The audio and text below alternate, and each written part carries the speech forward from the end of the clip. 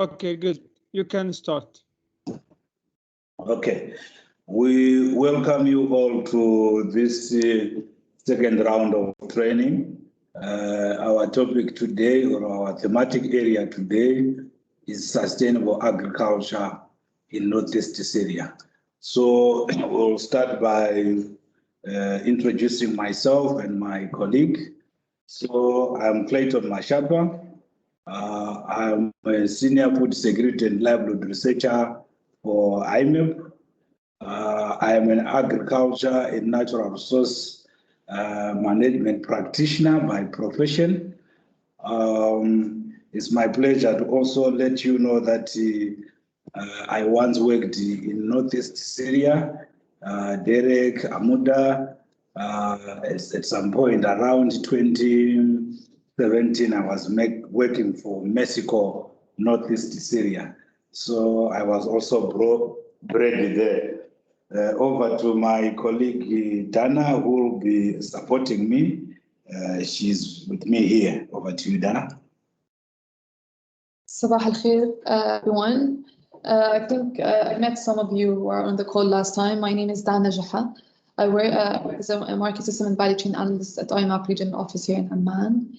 My background and experience mostly working in market systems development projects in Jordan, and I've joined IMAP a year and 9 months ago, and I've been working in Northeast Syria and Northwest Syria for the last, since I joined IMAP.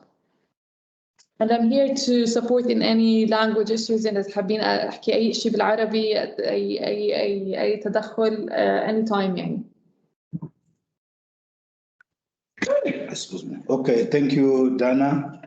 So allow me to proceed.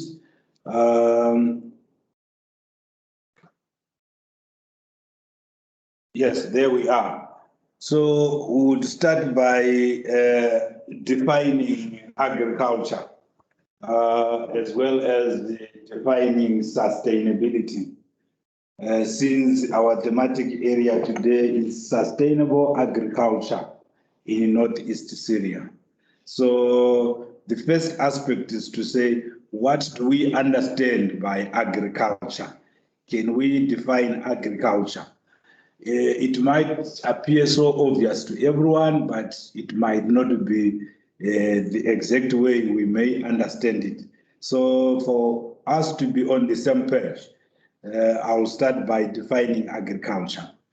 Agriculture is the production of crops and livestock, period. The production of crops and livestock, right? There is a misconception across some other circles where some people assume that agriculture only refers to crop production. That's not the case. Agriculture refers to crop and or livestock production. What do I mean here? You could have a farm where people are producing crops only. That's agriculture production. You could have a farm where people are producing livestock only. That's agricultural production. You could have a farm where people are producing both crops and livestock. Again, that's agriculture production. There is a misconception across the region where you would find even some technical people writing like agriculture and livestock. In the eyes of some of us, it's somehow wrong to say agriculture and livestock.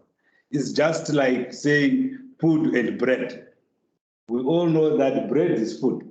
So if you say food and bread, it means maybe you are not understanding that differentiation. So you, throughout this training, wherever I say agriculture, I'm referring to both crop and livestock production. And by the end of this training, you also need to understand that when you go out there, avoid writing things like agriculture and livestock.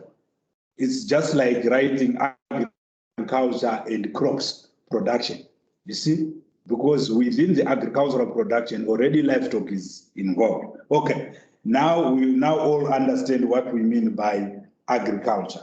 Then we go straight to sustainability. What do we understand by sustainability? So that by the end of the day, we talk of sustainable agriculture. The word sustainability is derived from a Latin word sustinere, to sustain, that is to say to hold, to persist. That's why it's also synonymous to resilience. That is to keep in existence or to maintain or enhance a status quo in any system. So it implies long-term support or permanency. So we want that agricultural system that can maintain the good status in a long run.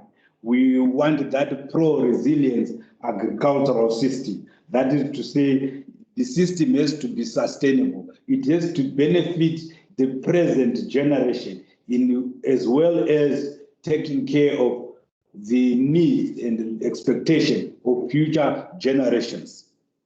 Okay, so this now refers to an integrated system of plant and animal production practices, having a site-specific application that will, over the long term, ensure that it satisfies human food needs for the present generation and future generation.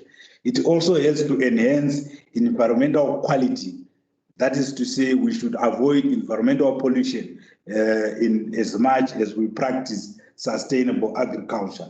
We also need to make sure that we make the most of non-renewable energy sources. We also need to ensure that there's this economic viability of farming operations to ensure that people are making a profit, but at the same time, without being detrimental to the natural resource base. Remember the sustainable livelihood framework. We do have natural resource capital as one of the 5 diamond framework. But by the end of the day, there is need to enhance quality of life. So this needs to be in an integrated system and approach. What we mean by having this integrated system and approach is to say, as farmers, we should train our farmers to ensure that they don't just focus on profit making out of agriculture.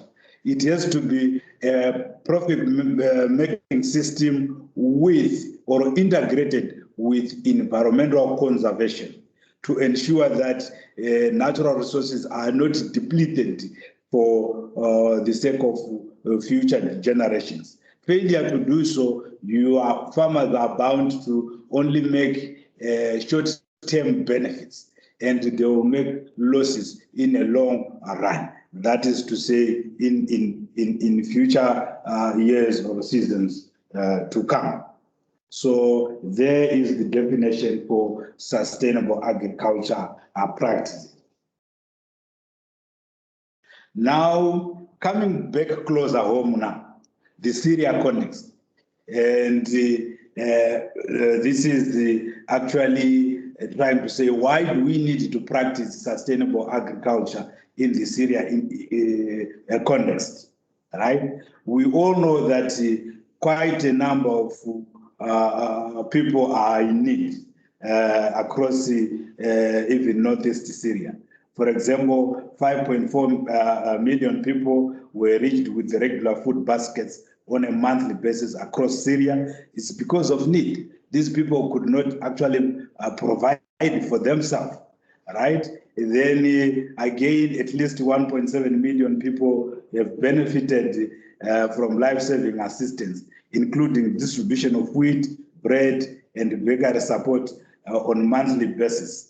Distribution of wheat there, I'm referring to wheat inputs, right? So you could also note there in bold that agriculture and livelihood support reached about 7.5 million people across Syria, both at household and the community level.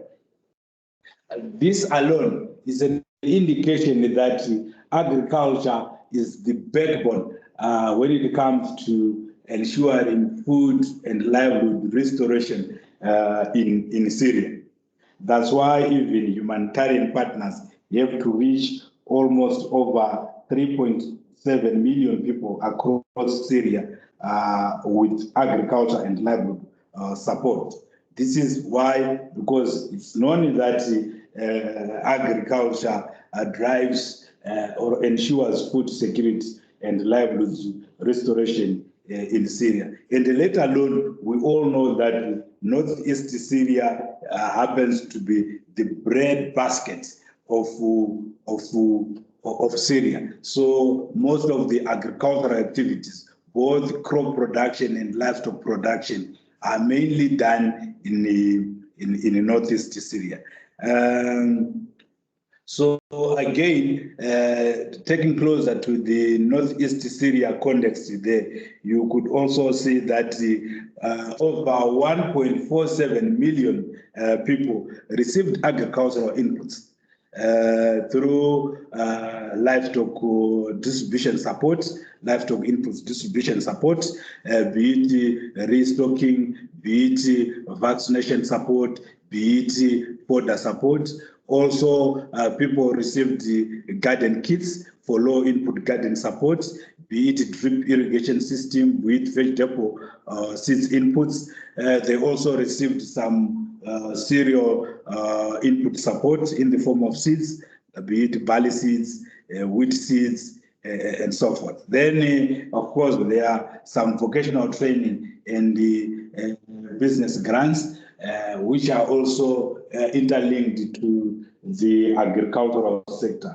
So that alone would also mean that agriculture is an important component of food security and livelihood restoration in northeast Syria per se. Then again, in 2020, we noted that over 2 million square meters of land was cleared of landmines, and over 345,000 square meters of land was released to communities for use, inclusive of settlement, grazing land, and arable land. So all these activities speak towards supporting the agricultural sector so that people could produce crops, people could produce livestock for food.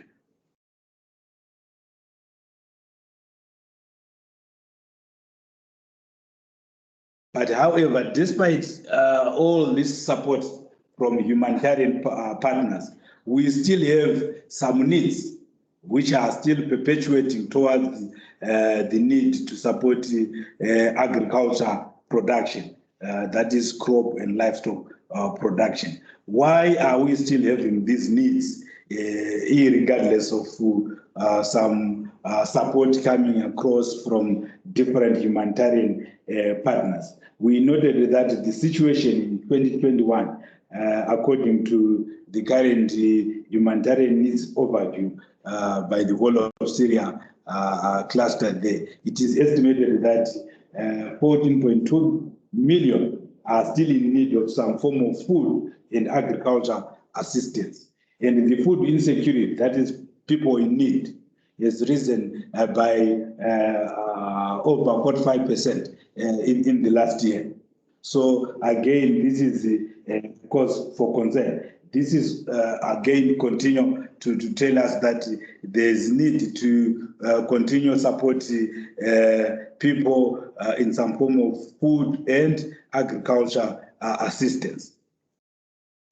Why? Because the agriculture sector, I think we all agree that is actually the cornerstone of the Syrian economy, even despite the crisis. It has been like that before, but again, it remains to be the same, even with the crisis. So what are the food security or food and sustainable agriculture drivers for needs? What are the actual needs within the Syria context? There is high cost and limited availability of agricultural inputs. The agricultural inputs are actually limited, and the little which is available across the market, generally the costs are high.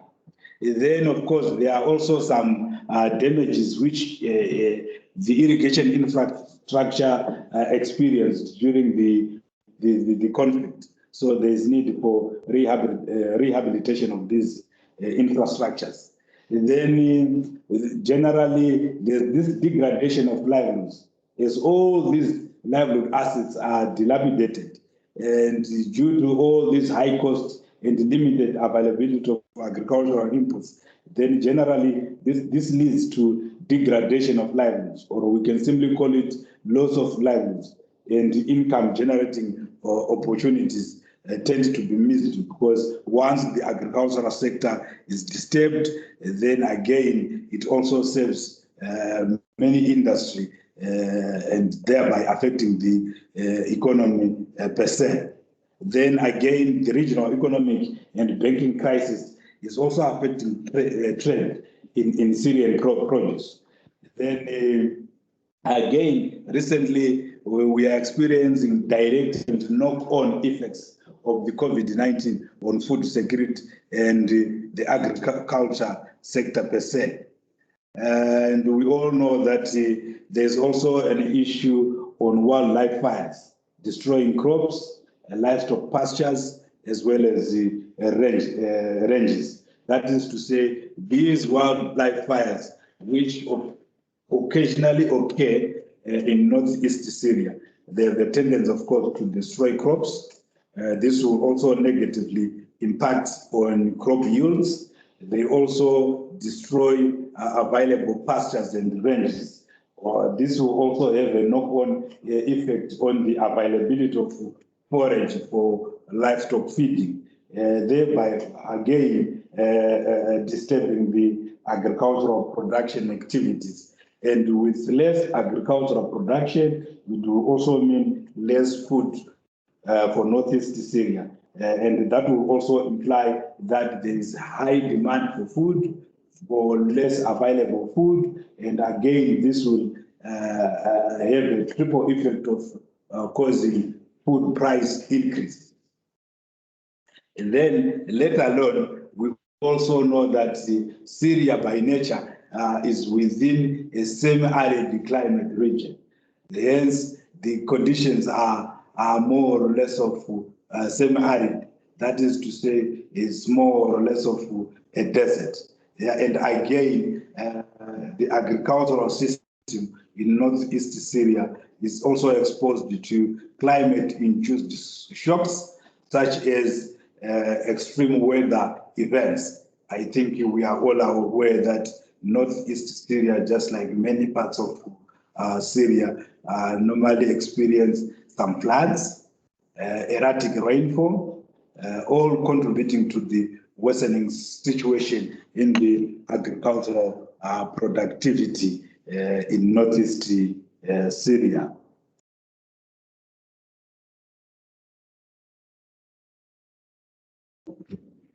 Then some other drivers for needs on food and sustainable agriculture are related to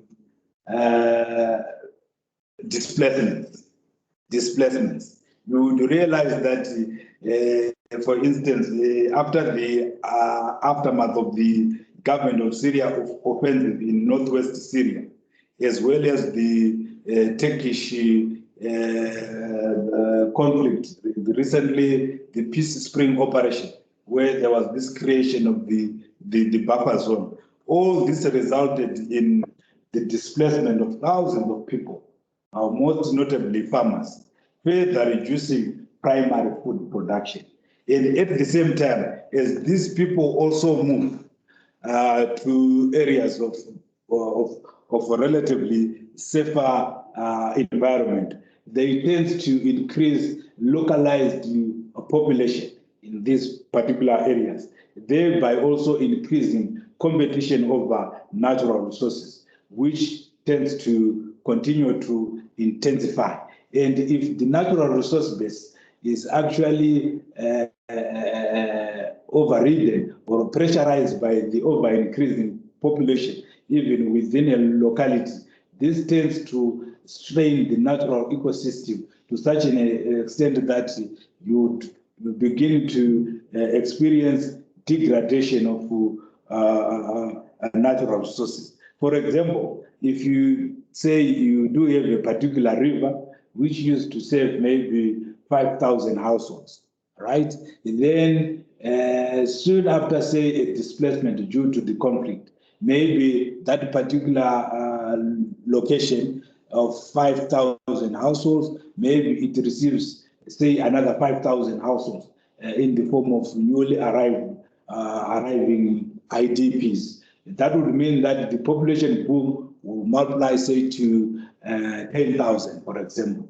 And then it would mean that 10,000 households, for example, would now need to rely on the same river. And mind you, the river will not expand. The river will remain the same. The grazing land will remain the same. But the population will bring more animals. They will also start clearing land for their own crop production. So again, you would start to experience issues like overgrazing.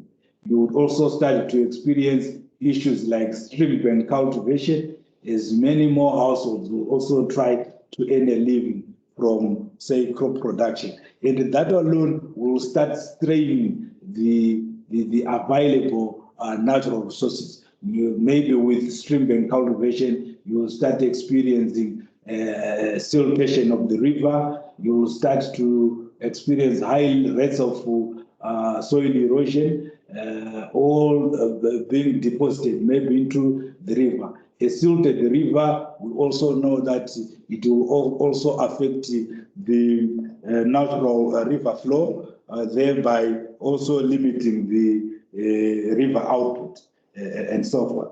And as well as people are trying to clear more land for their own crop production, some will start also cultivating on wetlands, thereby also disrupting the river discharge. And eventually, you would find that in a short run, of course, the immediate effects is to say, okay, everyone is cultivating even on wetlands. Yes, they can harvest some vegetables or some crops for their own consumption, but in a long run, they can also disrupt the normal water system, river system, to such an extent that you would also start to experience situations like a river changing from being a perennial river to a seasonal river. So that's why, again, we revisit the aspect of sustainability to say, let's produce crops in such a way that we meet the needs of the present generation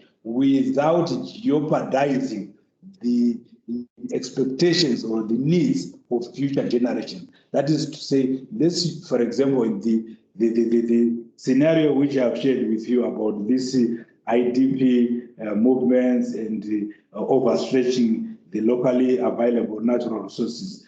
The idea here is to say, in as much as we can utilize these rivers, these pastures, these ranges, let's utilize them in such a way that they do not also jeopardize the needs of the future generation. For example, changing or causing a river to change from being a perennial river to a seasonal river. This is also detrimental to future generations. Before moving to the next slide and going to the principles, just to ask if anyone has a question or في عندكم أسئلة or if there's anything not clear. There's yes, my colleague Dana chipped in here to say, so far, is there anyone with a question before I move on to the principles of sustainable agriculture? Here I shared with you the definition of sustainable agriculture. I also shared with you the Syrian context and the Northeast Syria context in regards to food and sustainable agriculture drivers for needs. Why are they still some needs within the food and sustainable agriculture sector. Exactly. يعني هون احنا بس حكينا in general ليش احنا بحاجه للسستينبل اجريكلتشر بنورث ايست سوريا وايش هي الدوافع اللي بتخلينا ان نتبع هاي المنهجيه بنورث ايست سوريا. فاذا حدا عنده اي سؤال قبل ما نمشي او حابب يشارك اي عنده اي تعقيب او اي موضوع بتعلق بشمال شرق سوريا بالموضوع يخبرنا هلا. تمام. Okay, thank you. I do hope that silence means we are contented. That's my assumption. So now let's look at the principles of sustainable agriculture. If you ask anyone, when we start talking about principles, we are referring to the backbone, the cornerstone. What are the principles of sustainable agriculture? That's the question. Everything about sustainable agriculture should revolve around these key 5 principles. Okay? But however, by the end of the day, before we look at the principles per se, we also need to understand the vision. What is the vision? When we say farmers should engage in sustainable agriculture, what is the vision? The vision is to ensure that sustainable agriculture is one in which food is nutritious. Yes, food needs to be nutritious so that upon consumption, upon human consumption, it can also meet the human dietary needs. So sustainable agriculture is one in which food is nutritious and accessible for everyone, right? That is important. And where natural resources are managed in a way that maintains ecosystem functions to support current as well as future human needs. Kalas. So sustainable agriculture is a practice in which we aim to produce nutritious food. That is important, and that food needs to be accessible for everyone. I think this is also derived from food security. Remember the 4 pillars of food security Ahmad Gaithi taught you earlier. So this food needs to be accessible for everyone. But at the same time, remember we all need natural resources to ensure that the agricultural production takes off. And what do we mean by these natural resources? We can talk of land. There is need definitely for land for people to practice agriculture. There is need also for water for people to practice agriculture. You can think of rain-fed agriculture, rain-fed crop production. You can also think of irrigated agriculture. You can also think of livestock and their water points for livestock drinking and so forth. So water is another requirement. And this water comes from, of course, precipitation, that is rainfall. But by the end of the day, you will also get it through water resources. So water resources are also the natural resources. You can talk of rivers, wells, dams. These are many water resources. You can also think of lakes and so forth. Also soil. Soil is a natural resource. You also need the soil for us to practice agriculture. And the soil as a natural resource also needs to be well managed, or else we will miss the point of sustainable agriculture. So here I am trying to share with you what are these natural resources. These are also very important.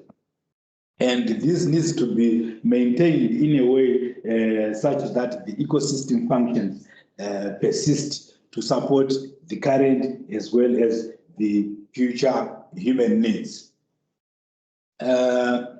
For instance, let me also give you maybe a typical example or a question.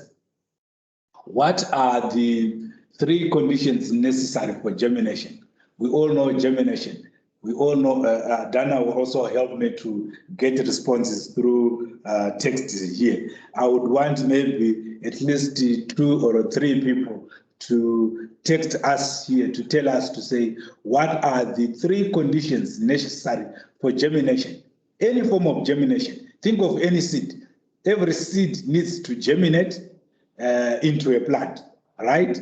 But there are 3 important and necessary conditions which needs to be met before a seed can germinate. What are these 3 conditions?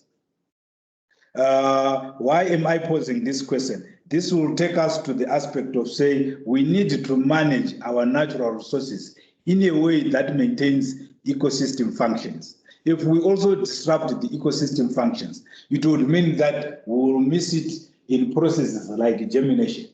And imagine if a particular area is facing some issues which disrupt the ability of seeds to germinate, then it will be actually a disaster somewhere, because that's detrimental. That will negatively affect the crop production per se. It will also even affect the livestock production, because forage, those grass species on which our livestock feeds on, they also need to first germinate, so that once they germinate into some plants or grasses, then our livestock could be in a position to forage. So what are the 3 necessary conditions which needs to be available for germination to take place? If one of the conditions is not there, germination will not take place. All the 3 conditions need to be met and available for any seed anywhere in the world to germinate. Here, what we mean in Arabic by germination is the إنبات البذار أو زرع البذار نفسه. فالسؤال هو هون إيش أهم 3 components to make sure that we have a successful germination of seeds. So the answer here, Vian is saying creating proper land and environment. Sam is saying soil, water, and light. Talal is mentioned land, source of irrigation, suitable environment. And Vian is mentioning again experts to take care of the plant as well. So we have proper land, environment, irrigation and water, light, and the technical experts to take care of the plant itself. إذا في كمان أي حدا حابب كمان يشارك بالعربي ما في مشكلة. إحنا هون عم نحكي عن إنبات البذار أو إيش هي الأشياء اللي بتخلينا يكون في عنا إنبات ناجح للبذار.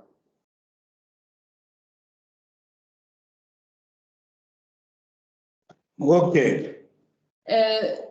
Shukriya here, she's saying that the main source of natural water is almost over. I mean, it's almost consumed basically in northeast Syria, especially for the Furat River. There's a problem that the Furat River in Syria, that there's less water now for seeds, and it is very important for seeds. Talal is saying as well the health of the seeds or the quality of the seeds itself as well. Okay. Now that's fine. It's Ali, عندك رافع ايدك تفضل. They're still coming? Yeah, so Ali has his hands is raised. تفضل علي. صباح الخير للجميع وصباح الخير لكم. يعطيكم العافية. الله يعافيك.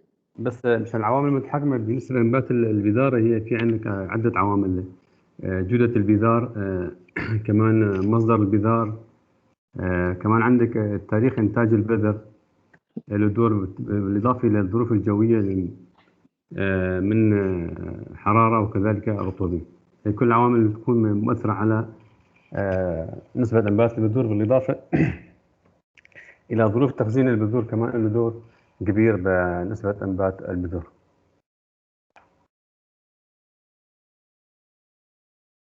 تمام، شكرا سيد علي. So Ali was saying like the quality, the source of the seed, weather conditions plays, and especially temperature plays a big role, and how we are saving the seeds, or where we're keeping the seeds, how we're storing basically the seeds, and plays a big role in germination of seeds and the success of germination of seeds. So I think all of these. Okay. Thank you so much. Quite a number of responses from there. But شكرية sorry last. Okay. شكرية عندك شيء رافع ايدك. بس كمشان انبات البذور هلا بالنسبه هون اتوقع بشمال شرق سوريا المشكله الاهم هي انه بالنسبه خاصه للقمح يعني صار في طلعت اصناف غريبه عن المنطقه الموجوده بسبب انه عم يتم مثلا استيرادها من الخارج، عم يتم زراعه اصناف غير معروفه، فهاي مع الايام سنه عن سنه عم تعطي اصناف جديده غير مقاومه، عم تعطي اصناف يعني غير مقاومه لا للجفاف ولا للافات المرضيه. فالأصول الطبيعية للقمح اللي كان موجود في سوريا هو من أحسن الأصناف، بس نتيجة التداخل اللي صار بين الأصناف الجاي مثلا من تركيا أو من العراق أو من المناطق الثانية أو المزارع نفسه عم ياخذ أصناف مو معروفة المصدر من السوق، فهاي بنتيجة سنة عن سنة صار في انتخاب، صار في يعني عملية تزاوج بين هاي الأصناف، فطلعت أصناف يعني لا هي مقاومة ولا هي يعني هي حساسة للميول للرقاد للجفاف للأمراض الفطرية حتى للصدأ. فالدليل أنه طلعت آفات موجودة بالمنطقة ما كانت موجودة من قبل بهاي بالعشر سنوات الأخيرة يعني 100%. وهذا احنا كان لما عملنا واحد من الدراسات كانت من اهم المشاكل الاساسيه لما نرجع للفاليو تشين تاعت القمح للطحين اللي هي نوع البذور وكيف تغيرت انواع البذور. So what Shukriya is saying is that in Northeast Syria, especially after the conflict and what's happening, the imports of new seeds have changed the types of seeds that are being planted in the region. So seeds became less resistant to the weather conditions, less resistant to the environment inside Northeast Syria, because many of the seeds have been imported from Iraq or from Turkey or from the region. So that affected the genetics or the composition of the seeds. So yeah, in general, like she mentioned, like how the types of seeds has been impacted in Northeast Syria. Okay, thank you. Quite interesting responses from all of you. But however, most of the responses went on to border on what needs to be done to ensure agricultural productivity improves. But coming back to my question to say, what are the three conditions necessary for any seed to germinate? Let me start to comment on some of the responses before I give you the three scientific requirements for any seed anywhere in the world for it to germinate. Some say, for example, you said land. And then you also need to understand that without land, without soil, seeds can germinate. I think even in school, sometimes on our nature corner, when we do some studies, you could actually put seeds on a cotton, you soak it in water, you leave it for some days, you would find the seeds start sprouting, start germinating. So that alone should tell you that soil is not, or land is not a pre-requirement for any seed to germinate. That's why even you find people who are doing fodder culture, green fodder, or we call it, yes, people produce fodder in greenhouse. What do we call it? In this water bottle. Hydroponics. Right? That's why I always like Ghana close to me. I'm aging, so I tend to forget. So think of hydroponics.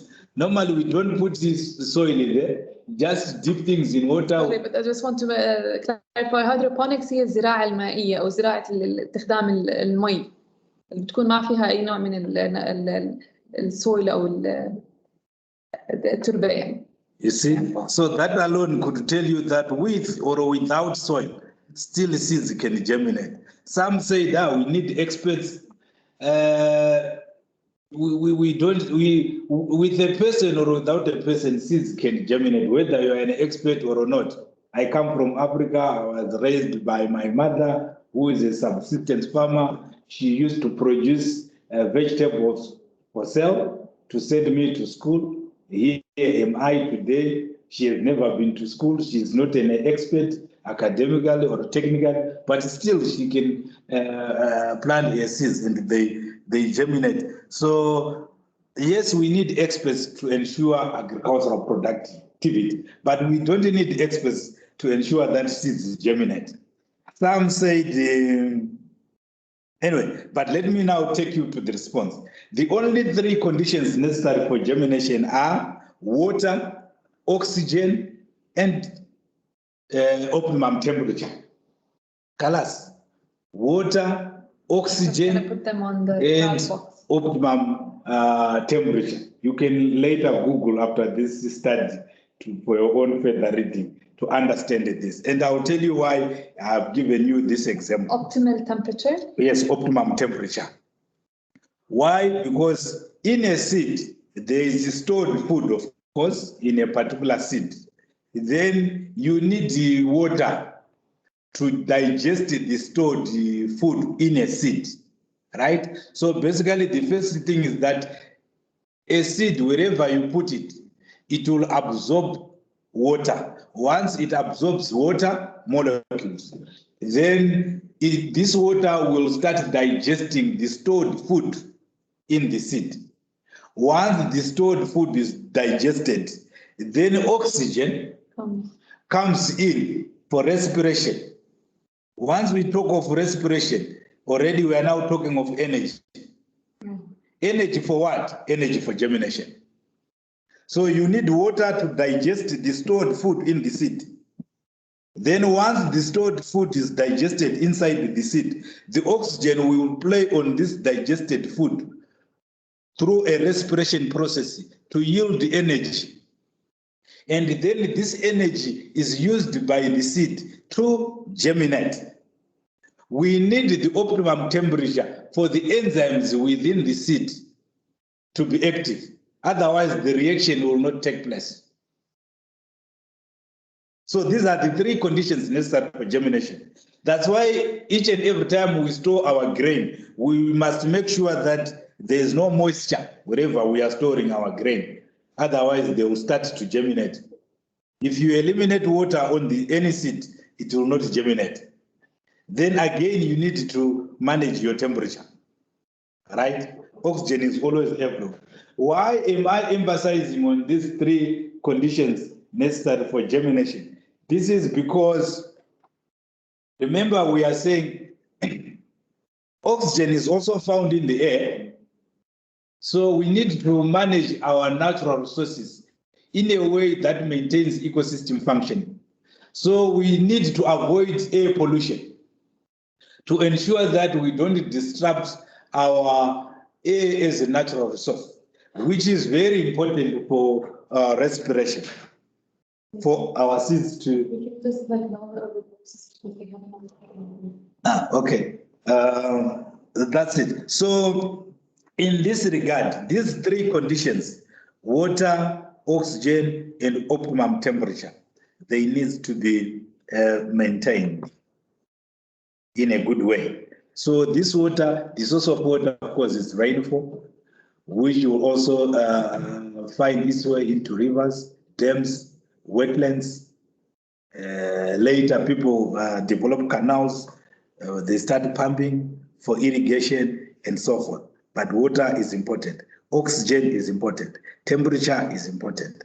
I think I have explained why these three conditions are important. Some might even wonder, why are we not talking of carbon dioxide? Carbon dioxide will. I wanted to ask this question basically. Yeah, carbon dioxide will only come into play after germination, when we start to have the leaves, the first leaves with the chlorophyll. Then we can now start talking of photosynthesis. Yeah, photosynthesis. The production of food using sunlight. Remember, someone said light. Light will only come into play after germination, because light is for photosynthesis. Photo means light. So you think of photosynthesis, the production of food by plants. Yes, there is need for light, trapped by chlorophyll. then there is need for carbon dioxide air. In that reaction of photosynthesis, food is produced. But the first aspect is respiration to yield energy for germination. That needs oxygen. That needs oxygen. You see, then photosynthesis will come later, soon after germination. But again, these three conditions are important and necessary for germination. So again, we emphasize the aspect to say we need to manage our natural resources in a better way to ensure that there is continuity of availability of water. There is also continuity of clean oxygen and even carbon dioxide. There is also a need to manage our environment to ensure that temperature fluctuations are combated. Remember, think of climate change and its impact. There are so many activities which causes climate change. And in that aspect, you are also disrupting the optimum temperature, which is ideal and very important for agriculture production. Okay. Anyway, that's fine. Now let's look at the key 5 principles of sustainability for food and agriculture. I've been requested to lower my voice a bit because there's another training which is taking place in the next room. So don't be surprised, but you can let me know if I'm not loud and clear enough. So what are what needs to be done? What are the key 5 principles of sustainable agriculture? First and foremost, there is need to increase productivity, employment, value addition in food systems. Then we also need to protect and enhance our natural resources. Already, somehow I described to all of you what are these natural resources. And then there's also need to improve livelihoods and foster inclusive economic growth. Gender aspects will also come in there when you talk of inclusive economic growth, gender disparities, male and female, and so forth. Then there's also need to enhance the resilience of people, communities, and ecosystems. Then above all, there's need to adapt governances to new challenges. I will explain each and every principle there. Why is it necessary? And what is it actually referring to in regards to the key 5 principles of sustainable agriculture? 1, they are saying let's increase productivity, employment, and value addition in food systems. It will be very difficult to start asking people to take care of rivers, take care of their soils, take care of even the atmospheric air, and so on, if they are not productive. You see? So they need to increase productivity. If people are engaged in productive agriculture, which is profitable, if they are making profit, yes, then they are in a position to easily manage the natural resources. Just like the notion that say a hungry man is an angry man. A hungry man is an angry man. If you are hungry, you can't be happy. Definitely you are bound to be easily get annoyed, emotional. You become so angry.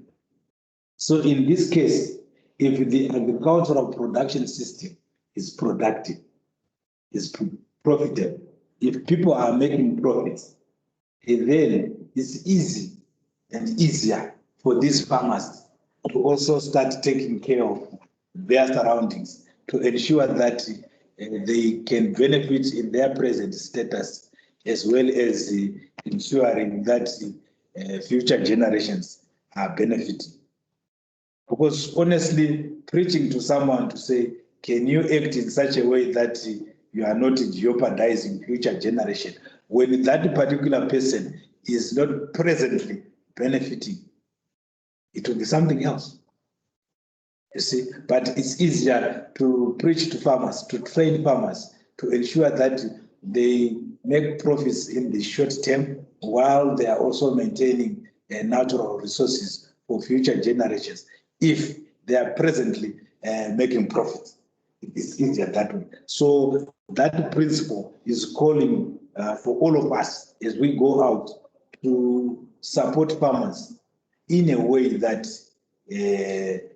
their productivity is increased, whether they are engaging in livestock production, goats, sheep, cattle, whether they are in crop production, vegetables, cereals, barley, olive plantation crops, and so on. The very basic question you should ask is to say, is it productive? Is it profitable? Are we supporting these farmers to ensure that they are making profit? Are they generating income? If it is yes, then you can also now start talking of taking care of the surrounding natural resources which are available. If not, then you need to address issues of productivity. That's why even as we design projects, we need to design projects in such a way that farmers are supported to ensure that they are engaged in productive agricultural production. How do we do that? We need to ensure that our needs assessment are actually evidence-based, to ensure that you identify those serious gaps, the limiting factors of agricultural productivity. Then you address those limiting factors of agricultural productivity. If those factors are addressed, then this can now ensure that agricultural productivity is enhanced. Then we talk of employment and value addition in food systems. Yes, we all know that if you add value to any product, you are bound to make more profit. All right? For example, if someone produces groundnuts and decides to sell the groundnuts, and another farmer who is also producing groundnuts, then it decides to grind this or process these groundnuts into peanut butter for sale. Definitely the one who is selling the raw material, the groundnuts, and the other farmer who would have decided to add value to the groundnuts by processing them into peanut butter, that's value addition, is bound to get more higher prices and there's higher chances of profitability. So in actual sense, we are simply saying, let's add value to our food system. I've just given you an example of value addition into out of a food processing activity. But you can also talk of value addition in agricultural systems per se. For example, a farmer who is trying to, or if we are to support farmers who are actually producing, say, barley or wheat and rain-fed agriculture, definitely their productivity will be less as compared to those farmers who are supported under an irrigation system. There's this value addition when it comes to the provision of water supply towards this agricultural system. One farmer is actually producing under rain-fed. Then, say a humanitarian organization is supporting farmers under rain-fed agricultural production. For instance, you might just distribute seeds, then farmers start to produce their crops under rain-fed. Whereas another partner might decide to distribute seed and they rehabilitate irrigation systems or establish irrigation systems so that people produce the same crops under irrigation. There's this value addition of irrigation support towards the agricultural system per se. And then this will increase higher chances for agricultural, to increase agricultural productivity. Then these two sets of farmers, you would find that those who are making more money can easily adopt some of the conservation agricultural practice or sustainable agricultural practice per se. Then secondly, there's need, we'll be having a break in 15 minutes. Dana will tell me. Yeah, I mean, we can have another 15 minutes. When we finish this slide. Okay. Okay. But I just have, Talal is giving an example of irrigation, like using how example drip irrigation, how it can enhance even the sustainability of food and agriculture within the system. Drip irrigation. Irrigation, Yeah. Yes.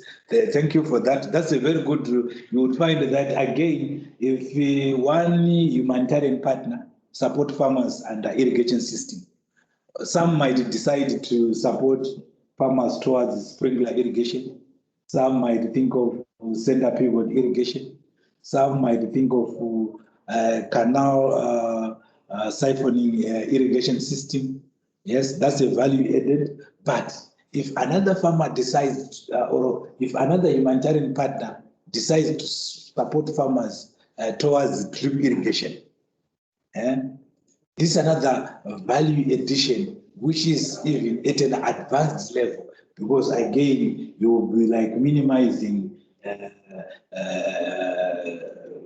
soil moisture losses with the drip irrigation. We call it precision agriculture. That's a component for precision agriculture. What we mean here, the irrigation system allows for precise water supply to a particular crop, minimizing losses, right? So let's move on to the next principle, protect and enhance natural resources. I don't need to continue overemphasizing this aspect. I think we touched it at length. So that's the second principle. It becomes second there because once you increase productivity, or with the value addition in food and agricultural systems, once people start making more money out of agricultural activity, it will be easy for them to start also taking care of their natural resources. Okay? And then the third one, improve livelihoods and foster inclusive economic growth. Livelihoods improvement, of course, somehow is synonymous to increase the productivity. If people are making profits, then there's a direct link towards improving livelihoods. But there's another aspect which is very important there to say, foster inclusive economic growth. Don't leave others out, because the moment you start leaving others out, then those who are left out, they will be even detrimental to sustainable agriculture. Even those who are not farming. Let's take, for example, say you belong to a humanitarian organization which is supporting farmers. Then in your support towards farmers, if you just focus on farmers only, say crop producers only, right? Then maybe you leave out people who are doing illegal mining.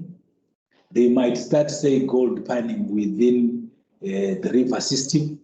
In the village where I came from, we've got serious issues when it comes to gold panning. People going out into riverbanks, then they start digging for gold. And in the process, they will deposit massive loads of soils in the river systems, choking these rivers, definitely affecting the downstream water supply for farmers downstream.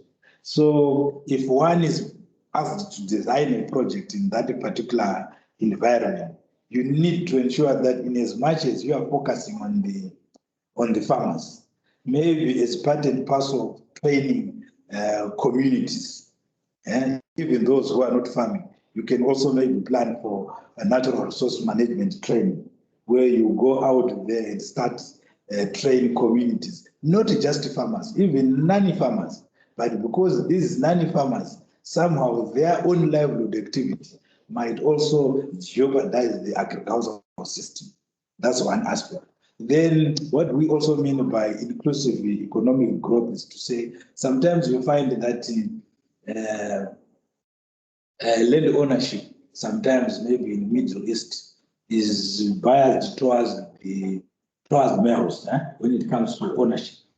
So in many cases, even in Africa, where I come from, male tends to dominate in terms of ownership and control of land, to such an extent that even sometimes when you call for farmer training, only males will attend, leaving their spouses behind, all right? But when it comes to crop production activities like weeding, tilling the land, planting the fields and so forth, this is normally led by women and the children within a particular household. So sometimes you might end up training more males because they attend trainings, because they feel they are the owners of the farms. But when it comes to utilization of the farms, to understand aspects of soil and moisture conservation agriculture practices, when it comes to who actually does the work, you would find that maybe females and children, youth and their mothers, right? So you might leave them out when it comes to capacity building through training. So ensure that as you plan your projects, design them to ensure that they are inclusive. Even how can you also ensure this? Even in training attendance registers, as you call out households for training, you could even say we are inviting 2 people per household, be it 1 male, 1 female, or maybe the spouses, husband and wives, for example. So I'm giving you examples related to household level. You can also think of examples which are at community level when we are talking of inclusive economic growth. Think of a situation where you are in a particular community where farmers are actually trying to practice sustainable agriculture, but you do have some other private companies, so maybe which are actually doing mining. They are mining in the same area. They are polluting the land. They are polluting the air. They are polluting the rivers, the same rivers on which farmers are relying on. So when you design projects in such particular localities, you need to ensure that the projects per se are inclusive of all these stakeholders to ensure that sustainable agriculture efforts are actually coming out of an integrated approach where you don't leave a particular component of a community or a stakeholder within a community which may continue to jeopardize the effort. This will be also discussed more on the last principle, where we will be like talking of adaptive governance to new challenges towards sustainable agriculture. We'll also get to understand why governance is important to ensure this inclusive economic growth. Then, again, there is need to enhance the resilience of people, communities, and ecosystem. You need to support communities or farmers in a way which is pro-resilience of their livelihoods. Let's avoid to just focus on the short-term benefits. And as we design projects, let's ensure that we design them in such a way that we look at the immediate objectives, the immediate target, the immediate impact, as well as the long-term impacts, long-term benefits, right? Where I came from, there's normally this saying which calls for humanitarian partners to say, don't just give us fish, but give us fish so that we can feed on the fish, and at the same time give us fish and the fishing rods so that when you are away at the end of the project, if you leave us with the fishing rods, we can continue to fish on our own and continue to eat the same fish from our own effort. Because if you just give us fish, we will feed on the fish. And what will happen at the end of the project when the humanitarian partner is gone? It means that we'll be back to square one. But we are not saying food assistance is bad, but we are saying food assistance should be designed in a pro-resilience manner to ensure that people receive immediate food to meet their immediate food requirements so that they eat, they get energy to continue work for themselves, right? There's this call for a sustainable livelihood framework, which was spearheaded by DFID at some point. We call it LRRD, the linking relief, recovery, and development approach. If you can Google at some point. Linking, sorry, I can put it on the linking. Linking relief, recovery, and development. That is to say, communities should be supported to meet their immediate food requirements. But at the same time, you should design projects to ensure that what will happen after this food assistance. You should also plan towards self-reliance. People should be supported towards self-reliance. Again, at the same time, we can say it's not ideal to just give people, say, for example, seeds for them to produce their own crops if they are starving. Otherwise, they will start feeding on the seeds themselves, right? So you need to ensure that you give them food and seeds so that they feed on the food, they get energy out of the food. Once they are energized, they'll go out on their field to plant this so that they can start harvesting their own seeds. So there's this need for context analysis for humanitarian partners to understand the type of interventions and how best they can be linked towards sustainability. It's not like a one size fits all approach. Then lastly, before we now have our break, we should also ensure that one of the 50 principles for sustainable agriculture is adaptive governance to new challenges. In any locality, in any community, there's governance. That's why even in Northeast Syria, despite the conflict, we do have the local authority. That's why we also do have the self-administration. This is meant for governance. That's why we still have the Department of Agriculture. What for? It's because there is need to ensure that this governance to new challenges. Why? Because you would find that as far as sustainable agriculture is concerned, this is a holistic approach where farmers should not just focus on their pieces of land, on their farms. Farmers should also start looking at the wider natural resource environment, the rivers, you see,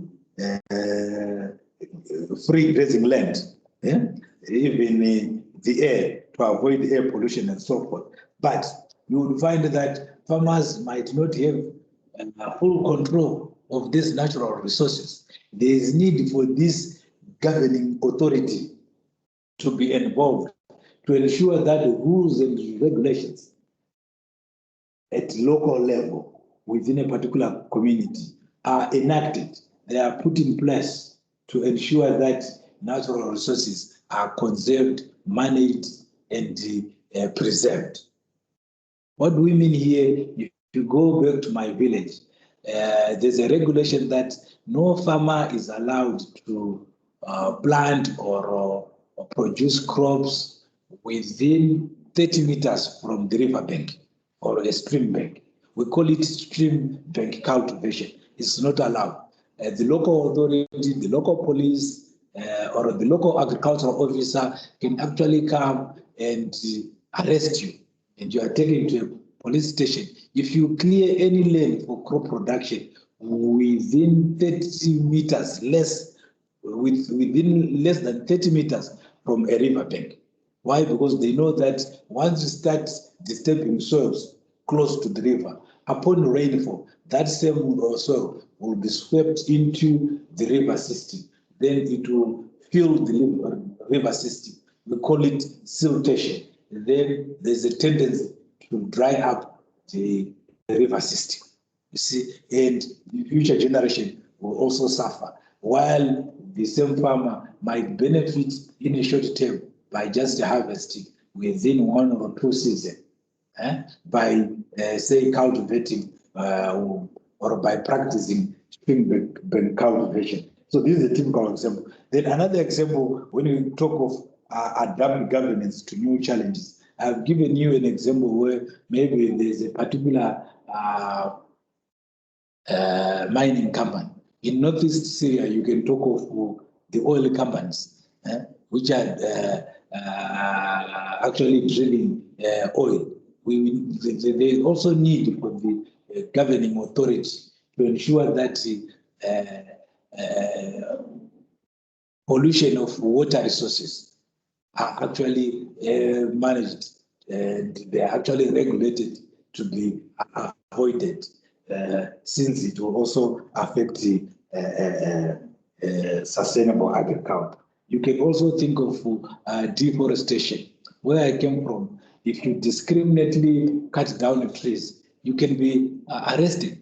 There are some acts of parliament which can actually cause one to be prosecuted if you discriminately cut down trees. Why? Because if you cut down tree, it will also affect, remember, the hydrological cycle, evapotranspiration from trees, feeding into the water cycle system, which will also disrupt or affect the hydrological cycle, the precipitation pattern. Also think of trees when it comes to combating desertification.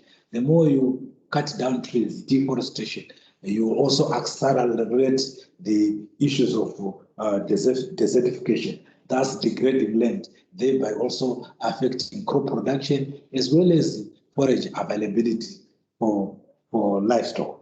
Then, if you can also think of cutting down trees, we need these trees to ensure that they continue to utilize the atmospheric carbon dioxide, which, if it remains highly concentrated in the atmosphere, it is also contributing towards global warming. Think of the greenhouse gases and so forth. So, in a nutshell, we also need this governance, a strong governance system to ensure that rules and regulations are put in place in support toward sustainable agriculture, be it at national level, be it at the regional level, say in Northeast Syria, and be it even at community level, say at sub-district level, be it even at household level. We also need some rules and regulation at household level to say how best can we manage our crops, how best can we manage our livestock to ensure that we benefit today and also our future generations in the form of kids to our kids, to ensure that they also benefit sustainably. I don't know if we do have any questions for now before we take a break.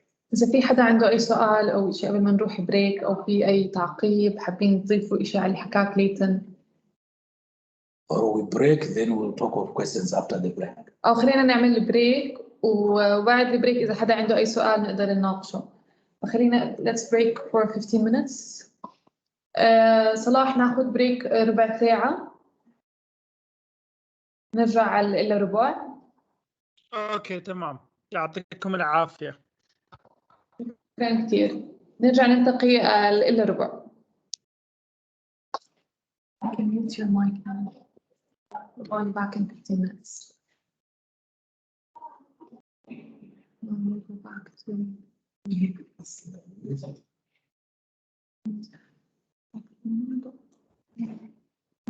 Yes, it can be. هي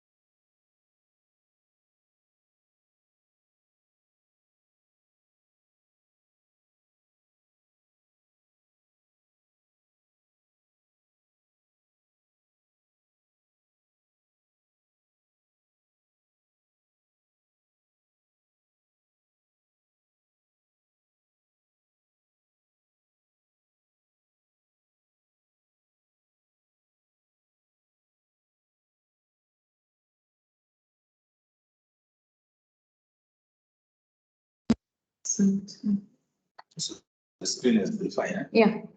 Hello, Salah. We are back now after the break. Do you hear me, Salah? Yes. Let's check who's back.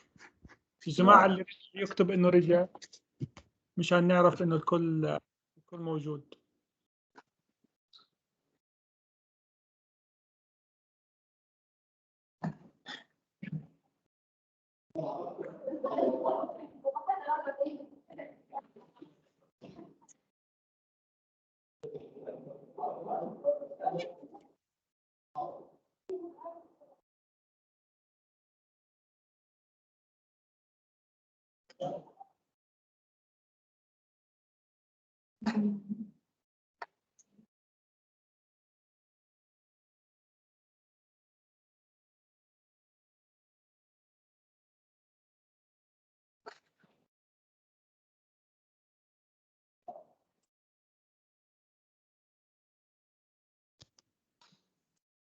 يلا يا جماعة، عنا طلال، شكرية، هنوف، عائشة، أهلا وسهلا كلكم. يلا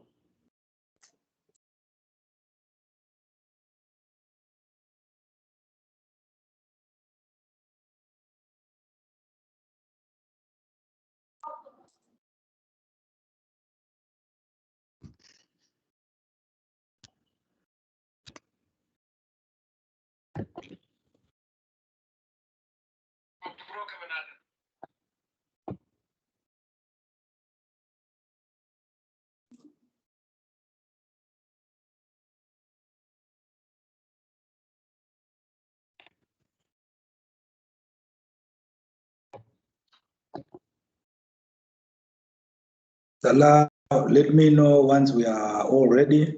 Let me know. Yeah, we only have 5 for now. We have 5 out of 20, so we have to wait. We need the majority to be here.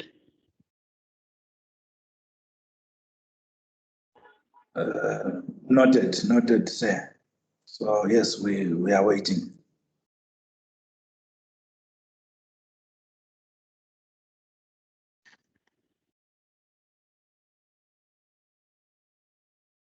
Zhayman is here. Welcome back. Yalla, yalla.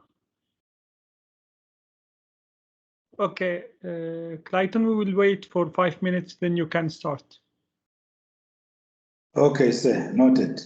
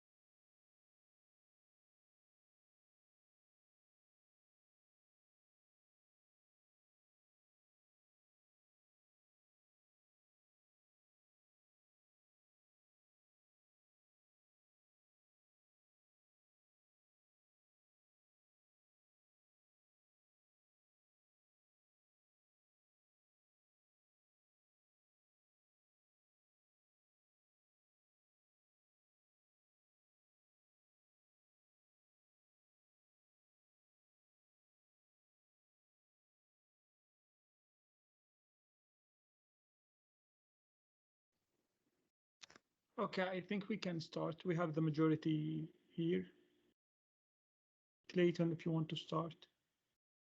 Okay, thank you, Salah. Thank you. Confirm you could actually see my screen and I'm loud and clear? Yes. Okay, thank you. Now, welcome back to everyone after a short break. So we are now, what we started was actually more or less of a general overview of sustainable agriculture the world over, while trying also to give specific examples in relation to Northeast Syria. But we are now trying to narrow down towards how best can we design for sustainable agricultural projects. So there is need to understand this sustainable food and agricultural practice. And that understanding should inform all of us as project managers, project officers, or based on our different work portfolios when it comes to designing humanitarian support in relation to the agricultural sector. So I don't know if we have any question based on my previous or my earlier presentation before I proceed to this second component.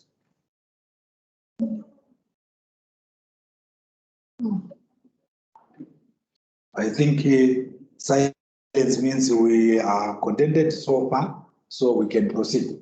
So now let's look at building a common vision for sustainable food and agriculture.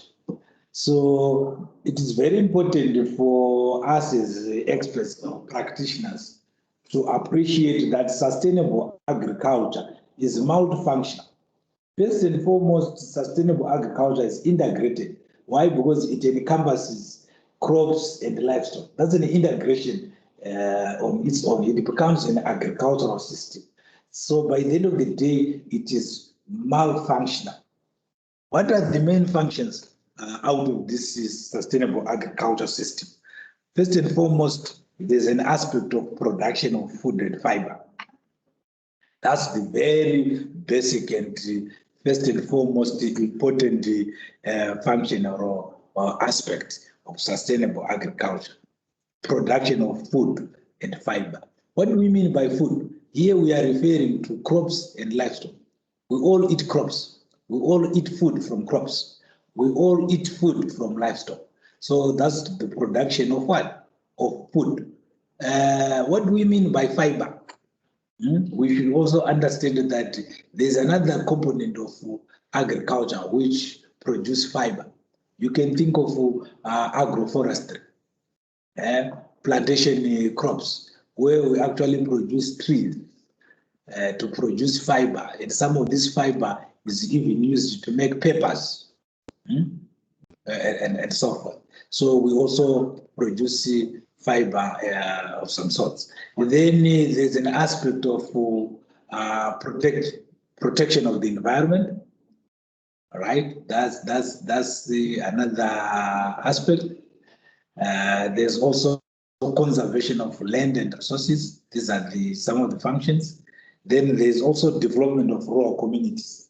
Out of the agricultural out of sustainable agriculture, we do expect that this should lead to development of rural communities, not just rural community per se. I would simply modify this to simply say development of communities, because we can also talk of urban and peri-urban agricultural activity, even though, of course, we all know that the rural communities tends to dominate when it comes to the agricultural industry. It's very rare to have commercial farms within the town setup or urban setup. Then there's also this function of maintenance of the agricultural heritage.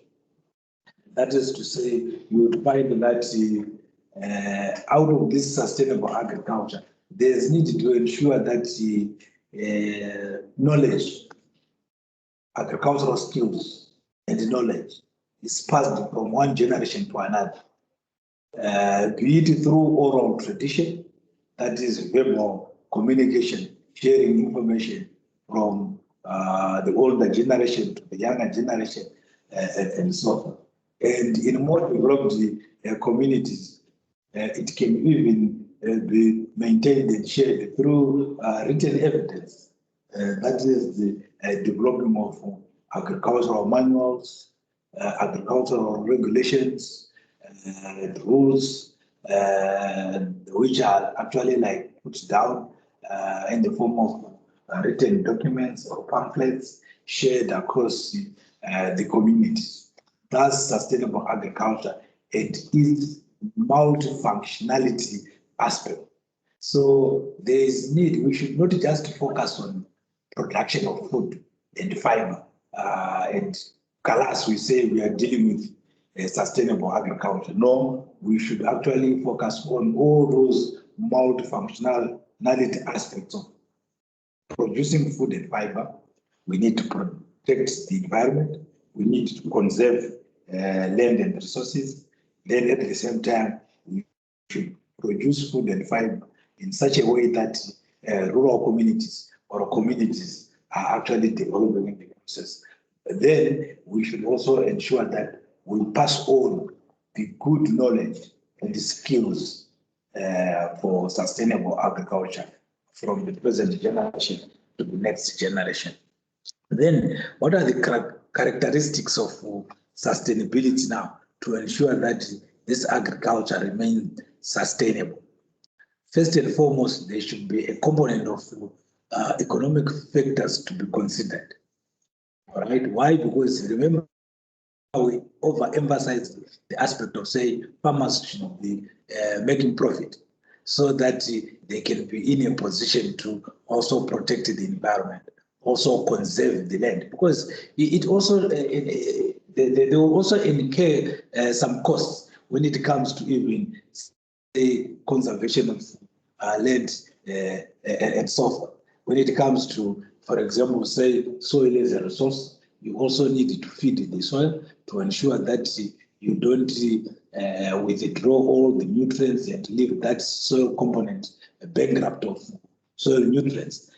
That's why sometimes we talk of use of compost manure, use of some fertilizers, and so forth. We'll also discuss at some point about the demerits and merits of some of these nutrients added to, say, soil as a resource. But okay, focusing on the economics part, we need to ensure that farmers are subsidized in regards to inputs. I think the government of Syria used to do so before the conflict, and with the onset of the conflict, most of these subsidies are no longer there. So as humanitarian partners, we need to ensure that as we support farmers, we also focus or we also fill that gap of subsidies when it comes to agricultural inputs, so that farmers can actually produce in a profitable way. With the subsidies, then this can also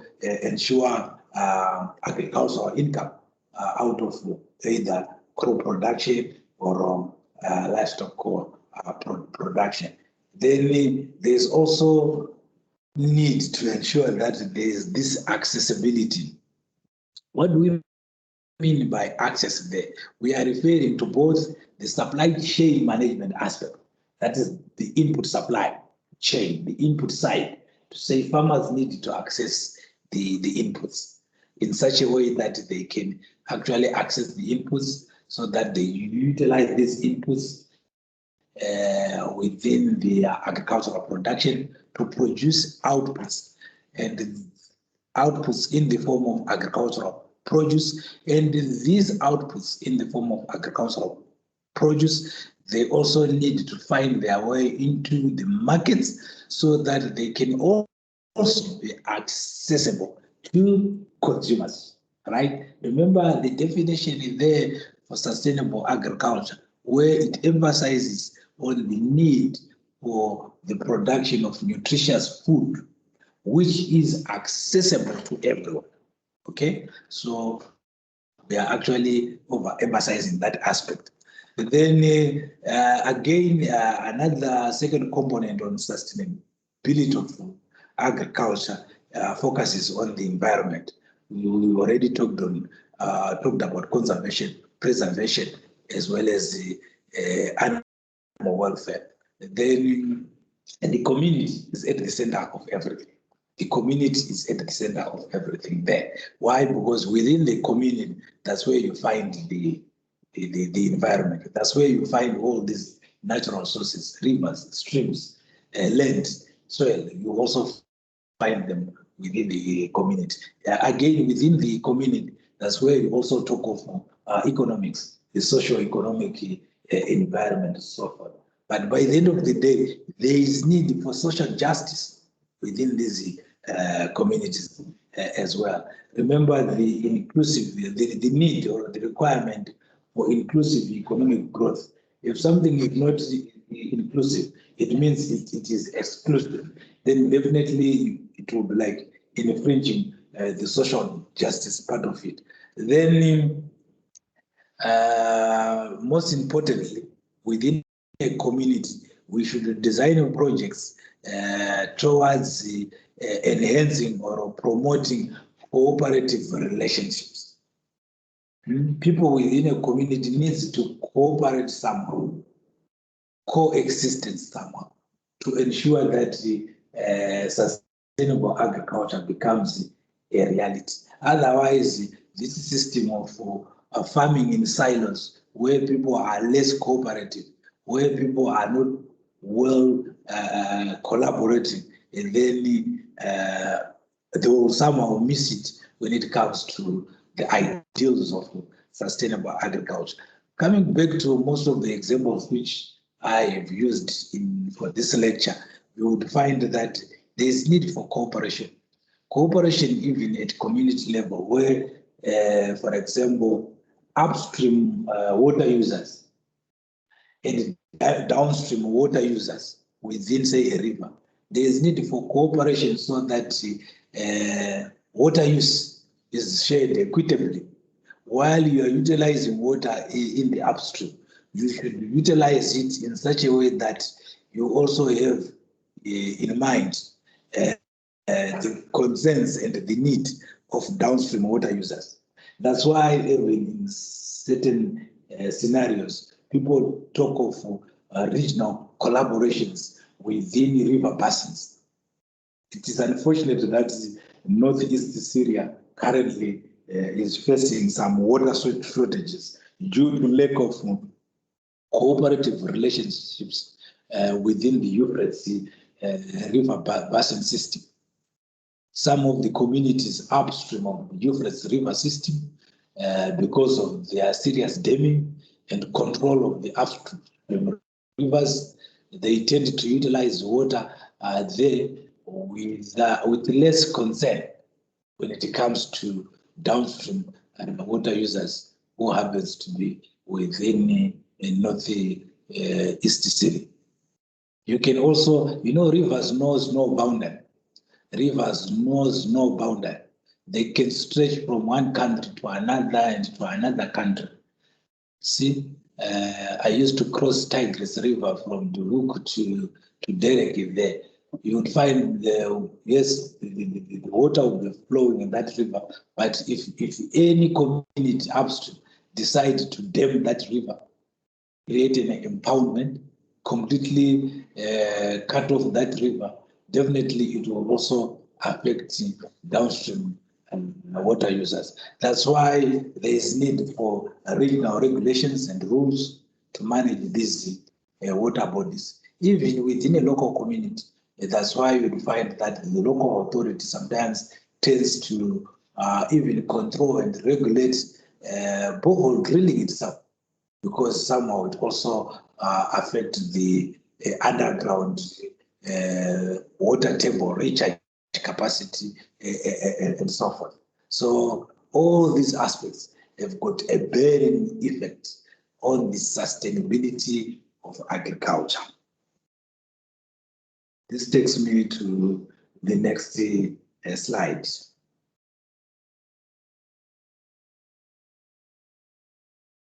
Okay. Now let's look at sustainable agriculture in the Syrian context. What can be done in terms of improving the productivity of agricultural production system? How can we limit the expansion of agricultural land as well as safeguarding and enhancing the environments? The core of the transformation necessary for sustainability in agriculture system.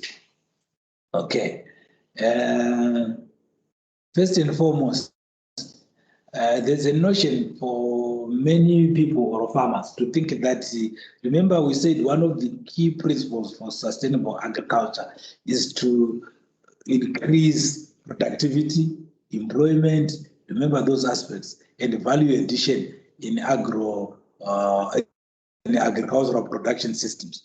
But the question is, how can we increase this agricultural production system or agricultural productivity in Northeast Syria? In many developing countries or developing communities, there's a notion to think that one way of improving agricultural activity or productivity is to expand on the land size and crop production. Excuse me. That is to say, yes, we all know that, for example, if you are expected to say to produce 4 tons of wheat per hectare, right? If you are producing wheat, say the expected yield, the crop yield is 4 tons per hectare. Then one way to make sure that you produce more wheat is to increase your land size.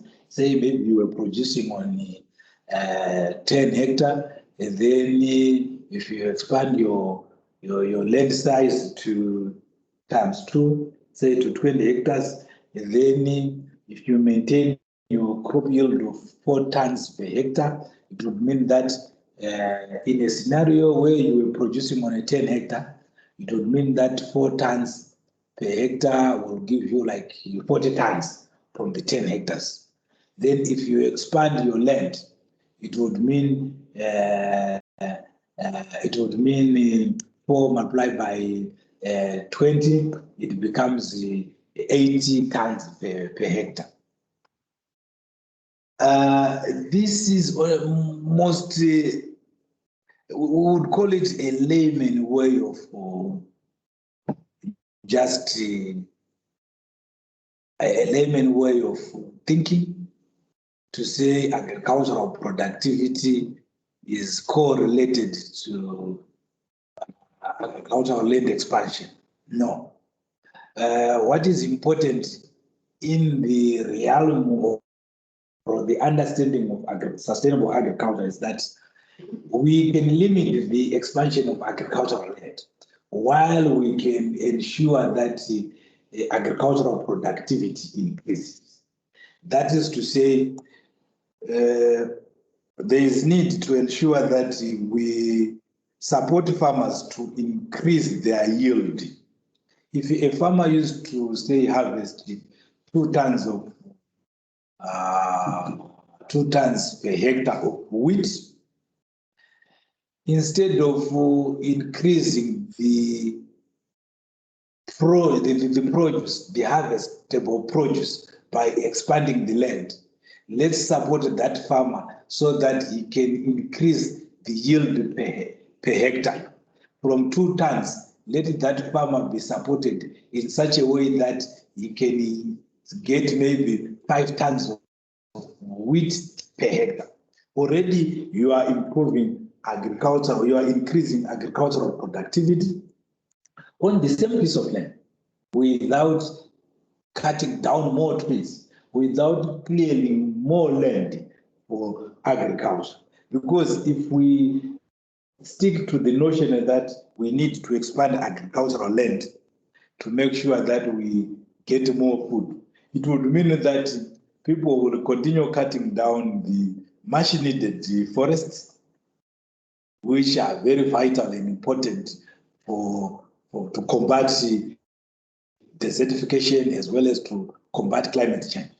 It will also mean that people will also, as people, because think of Malthus theory, who put the notion that people are actually increasing in population at a geometric rate, while food production is increasing at what? At how can I put it? The rate of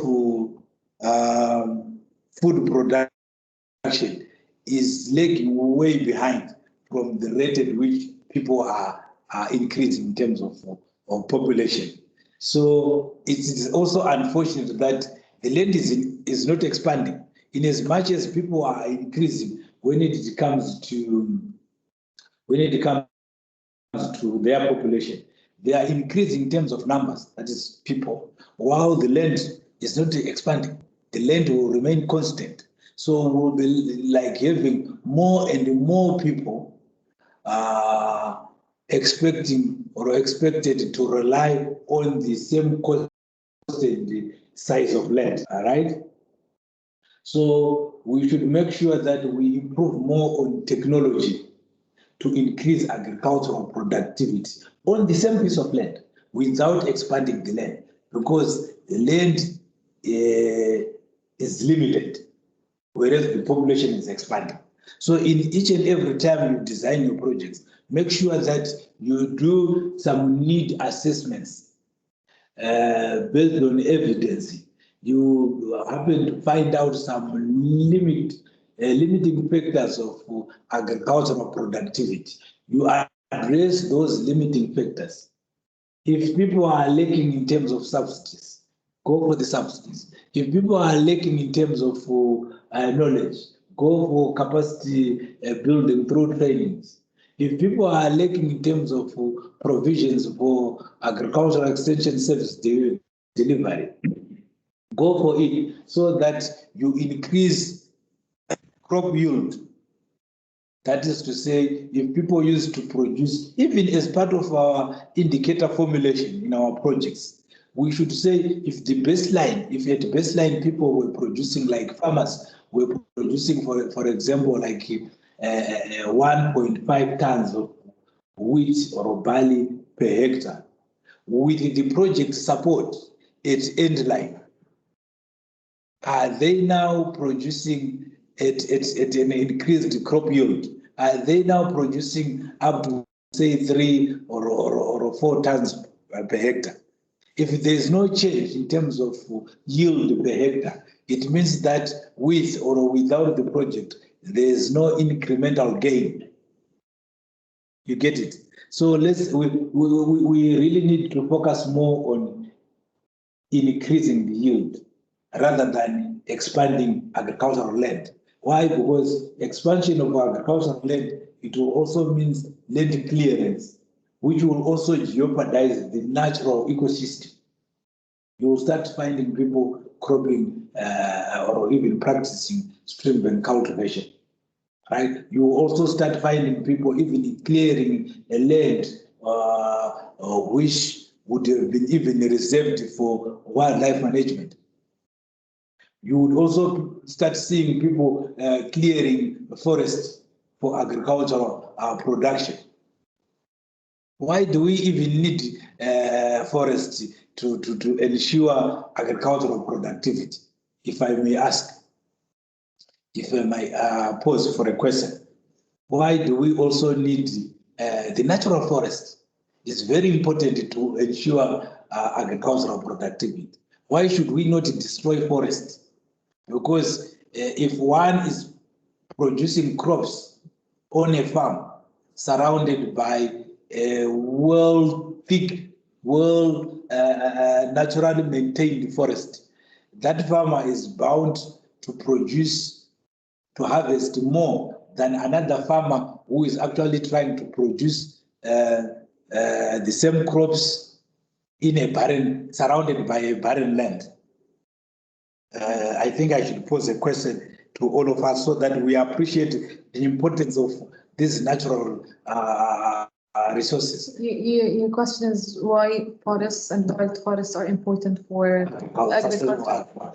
السؤال هون عم نحكي ليش الغابات والغابات الطبيعية مهمة جدا للزراعة، ووجودها مهم جدا للزراعة. إذا في حدا بقدر يجاوب أو بحب يشارك عنده معلومات عن الموضوع، تقدروا تكتبوا على الشات بوكس أو تقدروا عادي تحكوا unmute your mic and you can say. Talal is saying source of oxygen. Yeah, I think people can also unmute so that we have a discussion. Yeah, we also hear from you, your voices. حتى لو بالعربي ما في مشكلة.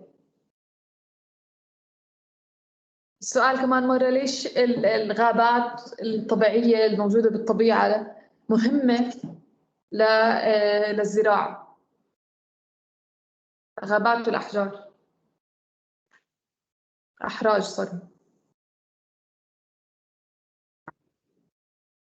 Yes, someone is saying source of oxygen. Yeah, that's fine. We all know that trees or plants also do photosynthesis. In the process, they utilize carbon dioxide.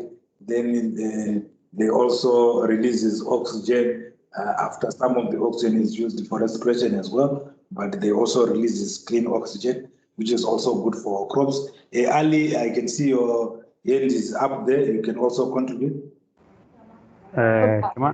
كمان الغابات له دور في تحسين الظروف الجوية بالمنطقة، كمان بتكون مصدر كمان للمادة العضوية للتربة. مصدر كمان مرة علي، مصدر للمادة العضوية. Okay. So what Ali said is it's very important in maintaining the climate conditions. Plus, it's a good source for organic I don't know, material or organic source. Yes, that's it. So that's a very good response there. Yes, from the forest, you can also harvest the organic material, which we can use as the organic manure. Most importantly, the same forests are actually the habitats. They also accommodate the pollination agents. Think of the pollination agents. Sorry, before you, Talal said protection of soil as well. Yes, you would find that trees also combat soil erosion. The root system itself, they also ensure that the soil is conserved. The root system of trees actually combat desertification. Also, having forests or trees surrounding your crop, they also ensure that your crops are protected from they serve as windbreak. They serve as windbreak to your agricultural fields. But most importantly, think of pollination. Every crop development or plant development, there's another important process known as crop pollination. You need bees. You need all sorts of pollination agents to ensure that pollinations and fertilizations takes place. For each and every seed or grain you see, there would be a pollination and fertilization process which would have taken place. And that pollination and fertilization process needs to be spearheaded by pollination agents.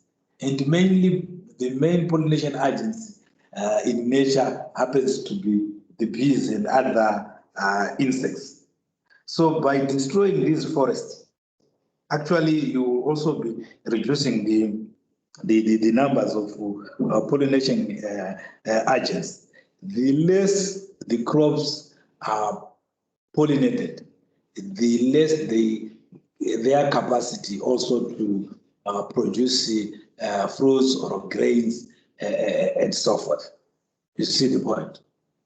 So anyway, overall, we are simply saying when it comes to efficiency and productivity, let's focus more on supporting farmers to ensure that we avail them with all the necessary inputs. So, I liked one trainee there who contributed the need, say, for drip irrigation, who mentioned the importance for drip irrigation when it comes to supporting farmers towards irrigated agriculture. Right? You will find that if farmers are actually producing, say, barley under rain-fed or wheat under rain-fed, instead of encouraging farmers to expand their agricultural land so that they produce more, you would find that if a humanitarian partner goes in to those farmers and starts supporting them towards the drip irrigation or even towards center pivot precision irrigation system as opposed from rain-fed, and support those farmers with the quality seeds, provision of quality seeds, maybe provision of some quality herbicides for weed control and management. You would find that this can actually turn around that particular farmers or those particular farmers to increase their crop yield. Where they used to produce, I know that in the northeast Syria, rain-fed agriculture, when it comes to, say, wheat production, farmers rarely harvest beyond 3 tons of wheat per hectare and are rain-fed. But if you support the same farmers to move away from rain-fed wheat production, say to irrigated wheat production, they can even attain the old crop yield status of the pre-conflict scenario where there were subsidies, irrigation support system. Farmers used to achieve something like 4 to 6 tons of hectare, 4 to 6 tons of wheat per hectare in terms of crop yield. So more food production is not about more expansion of land. It is more of technological advancement. This could be technological advancements in the form of irrigation system, or in the form of inputs. In the form of inputs, and these inputs could center on quality seed. Someone mentioned the adapted hybrid seeds. Someone mentioned the improved seeds. Someone mentioned the need for fertilizers. Someone mentioned the need for irrigation support. So this can also take us to the next slide there. So what are the sustainable agricultural practices which we expect farmers to adopt depending on their locality? We need to conserve the soil, first and foremost. It's very important that the soil needs to be conserved. How can we conserve the soil? This is also specific to type of crops which a particular farmer will be actually producing. For example, if one farmer is into crop production, there is need for crop rotation in such a way that within the rotational cycle of the crops, and there is need also to have some cover crops. Why cover crops? Cover crops also tends to protect the soil surface from direct heat which will also reduce soil moisture loss due to evaporation, right? So sometimes we find that if one is actually, say, producing olive plantation, I'll give that an example, which is a common crop, plantation crop for Syria, the olive crops or even citrus. You can also practice intercropping. Intercropping is a practice where a farmer in a plantation crop or in an orchard, you can also start establish some cover crops. For examples of cover crops could be legumes in the form of, say, pumpkins, watermelons, cucumbers, and so forth. So in this scenario, if you do intercropping within a plantation crop, say you do have an olive plantation, and in between the rows of your olive plantation trees or olive trees, you could also start producing some crops. We call it intercropping. This is intensive utilization of land without expanding your agricultural land. That is to say, within your plantation crop, within your plantation, you can intensively utilize any space, whereby you can even produce sugar beans, you can even produce cowpeas as annual crops within the plantation crop of olives, right? But in the process of use of those cover crops, you're actually also conserving soil in relation to soil moisture conservation techniques. Then another aspect of conserving the soil comes with the you need to minimize tillage. The more you turn around your field, soil of your field or of your farm, then it loosens the soil ecosystem or the soil system in such a way that upon heavy rainfall or downpours of rainfall, the same soil can be easily swept away in the form of soil erosion. So there's this new concept of conservation agriculture, where we do have the three principles of principles of conservation agriculture. One of it is the need for minimum soil tillage. Some we even call it zero tillage, and this is also common even in wheat production. You find people, instead of using a disc plows, instead of using rock disc in land preparation, you find some farmers actually go with direct seeding in their farms, direct planting of wheat seed without even tilling the land. We call it zero tillage. This is highly advocated for when it comes to soil conservation techniques, this minimum soil tillage. What normally farmers would do is to actually first kill all the weeds using what we call pre-emergency herbicides, right?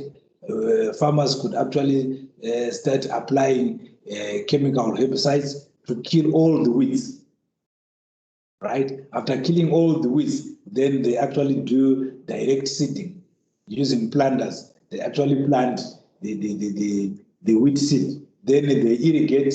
Then the seed will germinate from actually a weed-free farm or a weed-free landscape after the herbicides would have destroyed all the seeds. This is advised because even upon rainfall, with this minimum soil tillage practice, this will also minimize soil erosion. So in a way, you would also somehow you would have conserved your soil. And but at the same time, this also takes experts to actually also train farmers on the advantages and disadvantages of these practices. So you need to weigh these practices to say which one is ideal for what type of crop production. I'll give you an example where someone is in the vegetable production. You would find that most of the vegetable crops, they are delicate. The seeds, they are so delicate in such a way that they need a fine seed bed. A fine seed bed in such a way that that's why sometimes we really need to first establish a nursery seed bed so that we facilitate the germination of these vegetables, seedlings, before we transplant them. You see?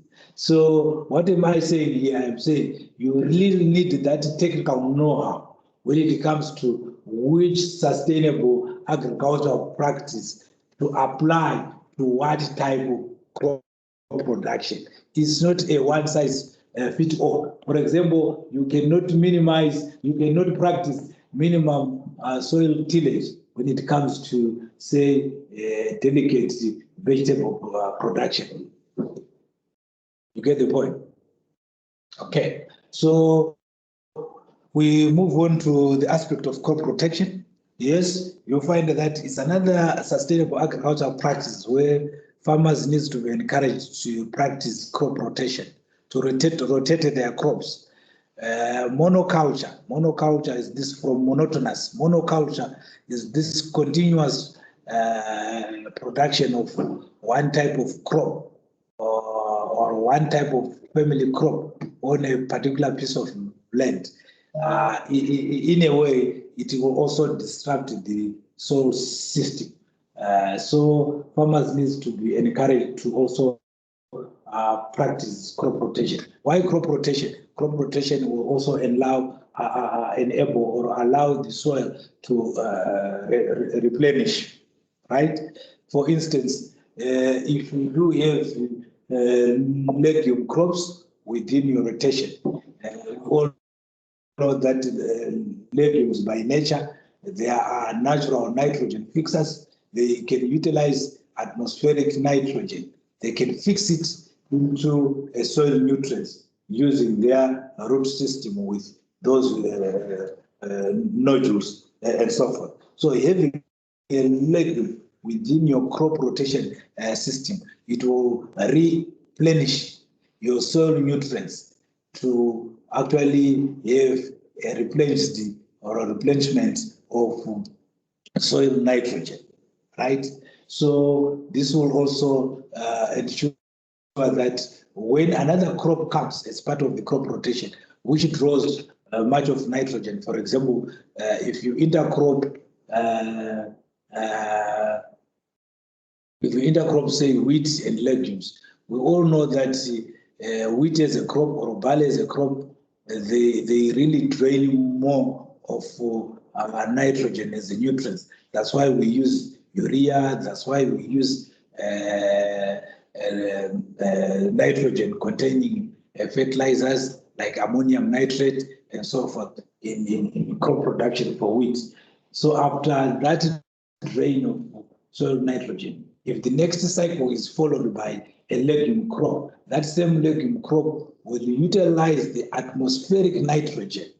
It will actually fix it, takes it, and actually remineralize your soil structure to add more nitrogen components into your soil, right? So there is the importance of crop rotation.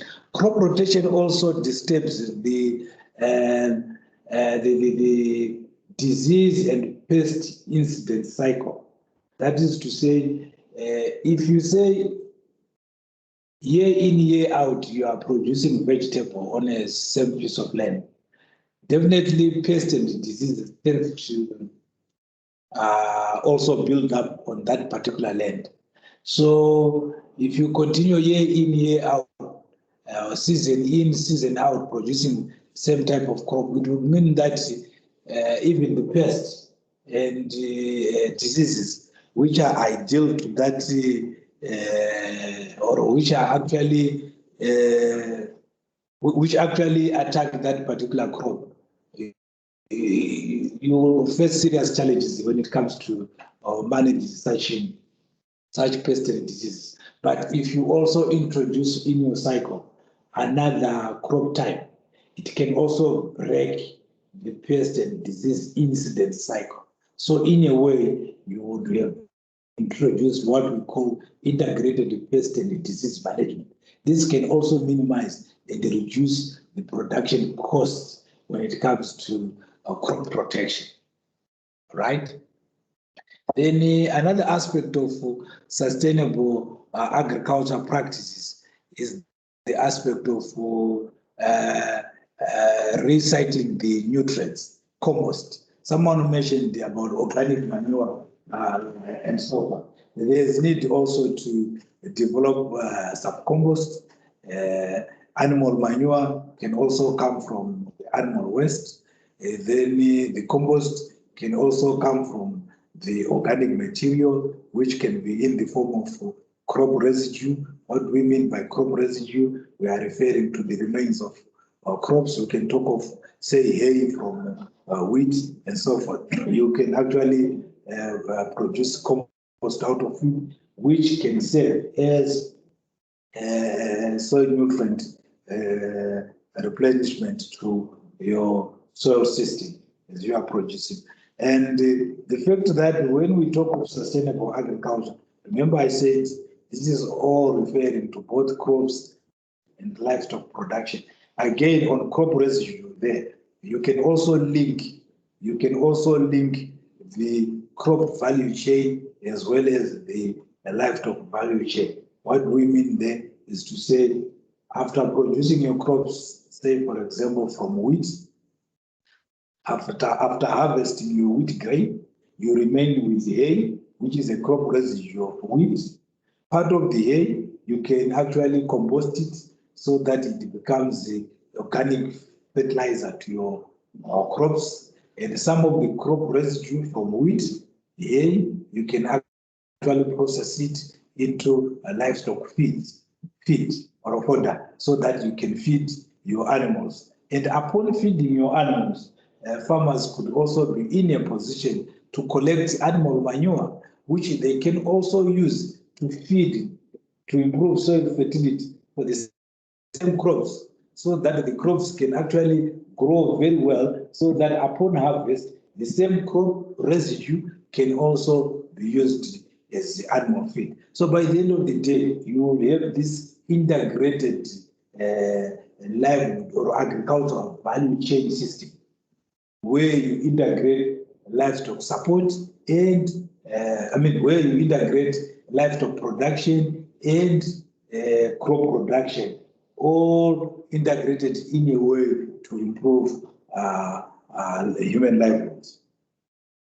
Okay, and the use of animal manure from the livestock, which also rely on crop residue as feed, will also, this manure, the use of manure, will also reduce agricultural crop production costs, because manure can also be a very good substitute for the expensive chemical fertilizers.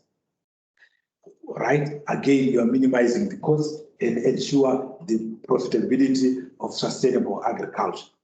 This appears so simple, but this is very important when we give advice to farmers so that they engage in profitable agricultural production.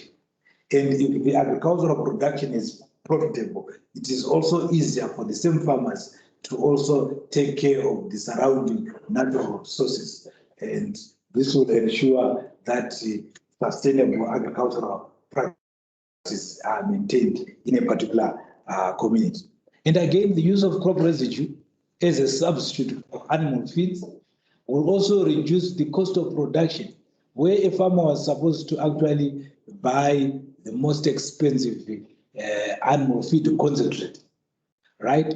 The cost of production for livestock can also be reduced by substituting the most expensive agricultural feed concentrate by the use of crop residue as animal feed, right? So That's it. Now let's look at I think already there's a table below there on that slide. You could see that, let's think of nitrogen as the main element of soil nutrient, right? You could see that conventionally, we normally make nitrogen from natural gas, say urea or anhydrous ammonia. This is made into chemical fertilizer containing nitrogen. That's conventional. Then also phosphorus. This is mainly mined in Florida or Canada. Potassium also mined in Canada to develop these chemical fertilizers, which we normally use under the conventional agricultural practices. But when it comes to sustainable agriculture, these conventional forms of chemical fertilizers could be augmented or could be also supplemented with the use of animal manure and compost. We can also use of legume crops within the crop rotation to ensure atmospheric nitrogen fixation, to ensure that the nitrogen is replenished into our farms, right? You can also think of phosphorus from the bone meal there. Some farmers in other small scale, say vegetable production, they can easily grind the bones to come up with what we call bone meal, which can also be used in application of in say low input vegetable gardens. You can actually soak that bone meal, and then you use that water from the bone meal and you irrigate it on your crops. Somehow it would have some phosphorus elements in it. Okay.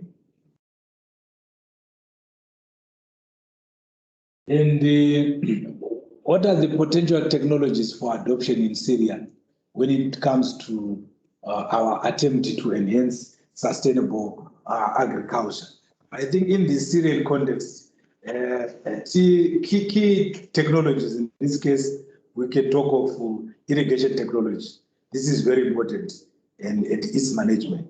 Why? Because we all agree that Northeast Syria is within a semi-arid climate, and there are some sort of desert characteristics of the particular area. So when it comes to technology, humanitarian partners should focus more on practices like water harvesting practices. It could be through, say, rehabilitation of dams, maybe rehabilitation of canals, maybe rehabilitations of water pumps for the purpose of pumping irrigation systems. It could be in the form of more advanced drip irrigation systems to ensure that there's continuous water supply for agriculture to enhance sustainable agriculture in Syria there. Then, yes, there's also a need to ensure land management technologies. We talk of mulching, we talk of also maybe tilling across the slopes as opposed to from tilling along the crops. Then there are some aspects of hydroponics there and the aquaponics there. These are some other technologies where farmers can be supported to enhance sustainable agriculture. Yes, there's also a need for best management practices. You can talk of integrated disease and pest management practices. What we mean by integrated pest and disease management, I think somehow I mentioned the crop rotation aspect to cut off the pest and disease incidence cycle. We can also talk of use of biological control of pests. You find that not all insects are harmful to our crops, but sometimes there's a tendency of for farmers to use to use very dangerous chemicals, which we call blanket oil chemicals, which happens to kill almost each and every insect, to such an extent that even the pollination agents, the much needed bees, they are also killed in the process. So you will find that as we train farmers, we need to develop integrated pest and disease training manuals where farmers are bound to be informed on how best to apply chemical pesticides or chemical insecticides. This is normally governed by pest and disease incidence threshold. Somehow, as we proceed with this training, we'll also touch base on those aspects.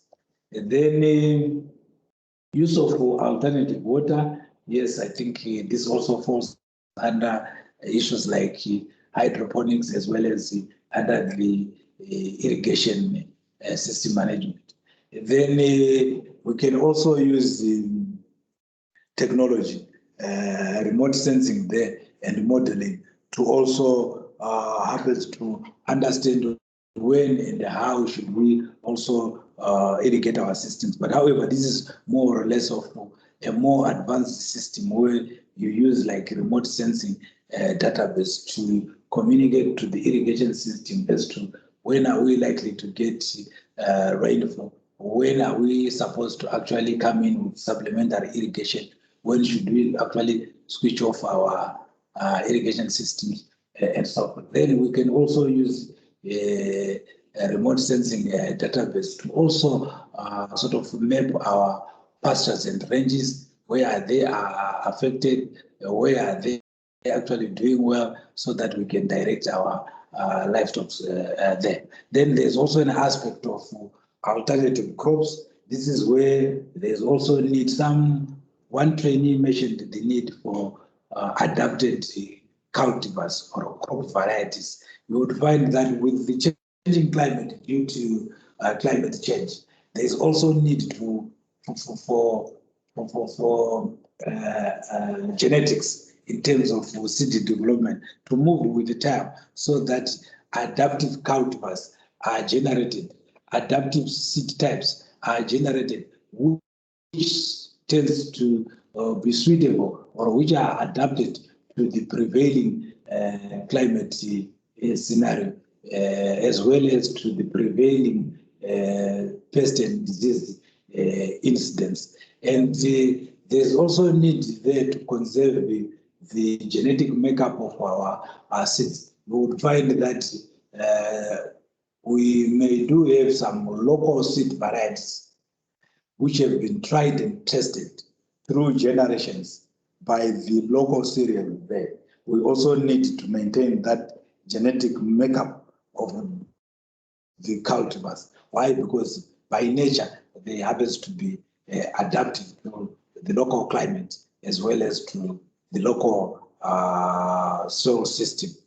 Or in a nutshell, I could simply say they are adaptive to the local environment. So there's need for seed development systems to ensure that they use the genetic systems from the local seed varieties to improve them, to ensure that they suit the prevailing scenario. If there's any question as I proceed, you are free to actually raise your hand, then we can attend to that.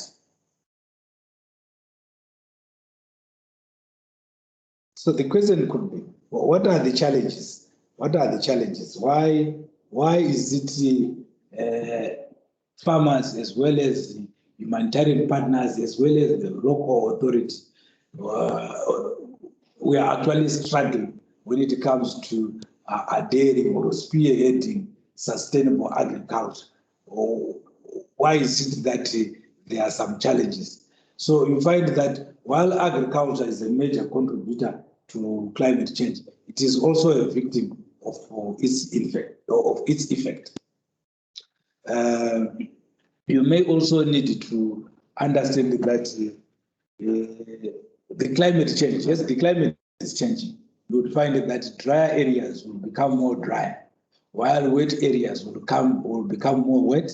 So throughout the world, human nature is bound to experience extreme weather events. It could be in the form of high frequency of floods, or it could be in the form of high frequency of a dry spell, that is drought. Thereby, all those aspects actually affect sustainable agriculture. If you happen to have a high frequency of floods, definitely it affects both crop production and livestock production. If you also happen to have high frequency of droughts, it will also affect crop production and livestock production. So the basic question is, how is agriculture contributing towards climate change? You may also need to understand that 25% or about 20% of greenhouse emission comes from agriculture, mainly dominated by methane gas, which is normally released from our livestock. You can later read more after this session.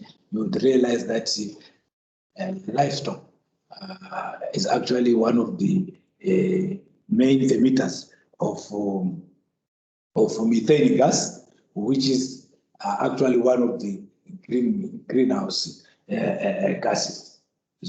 Then some farmers also practices post-harvest fires.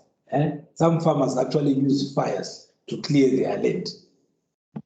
While it is not encouraged to actually use fire to clear one's land, but most farmers still practice that form of agriculture where they actually burn the crop residue. The notion here, or the thinking here, is that we would be actually burning the weeds, we would be actually burning all the pests. Yes, but this is outweighed by the beneficial effect of, say, in the process, that same farmer would actually killing all the biological living entities, which are very important for agriculture. For example, if we think of the soil ecosystem, we do have some bacteria in the soil, which are responsible for actually working on the organic matter so that it can become readily available in terms of nutrients to our crops. But if you start using fire, you are actually killing those very important bacteria from your soil system. So somehow it will also affect the mineralization process within the soil ecosystem. That will also be detrimental to crop production. So in a nutshell, I think I have explained how agriculture is contributing to climate change in that aspect. But how is it also a victim? You would find that with more droughts, then yes, farmers are affected. Without water, agricultural production becomes problematic. I'm aware that already we are getting. We can take a break after this slide. So after this slide, we'll get another break. I think I'm moving a bit slow.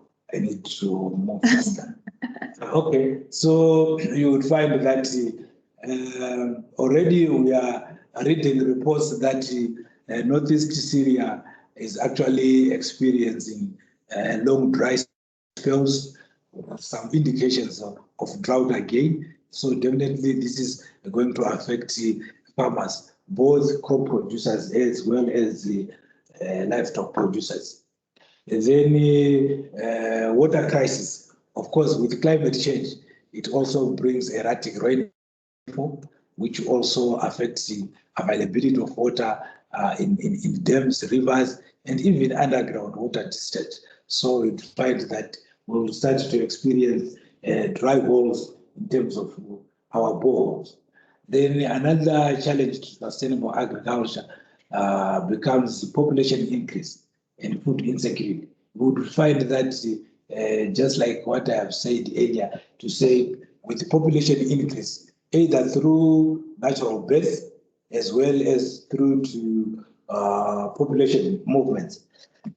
Excuse me. Population movements, IDPs coming into some local areas. Of course, this will exert more pressure on the available natural resources, be it water resources, be it land resources, and so forth. Then somehow it will also contribute towards food insecurity.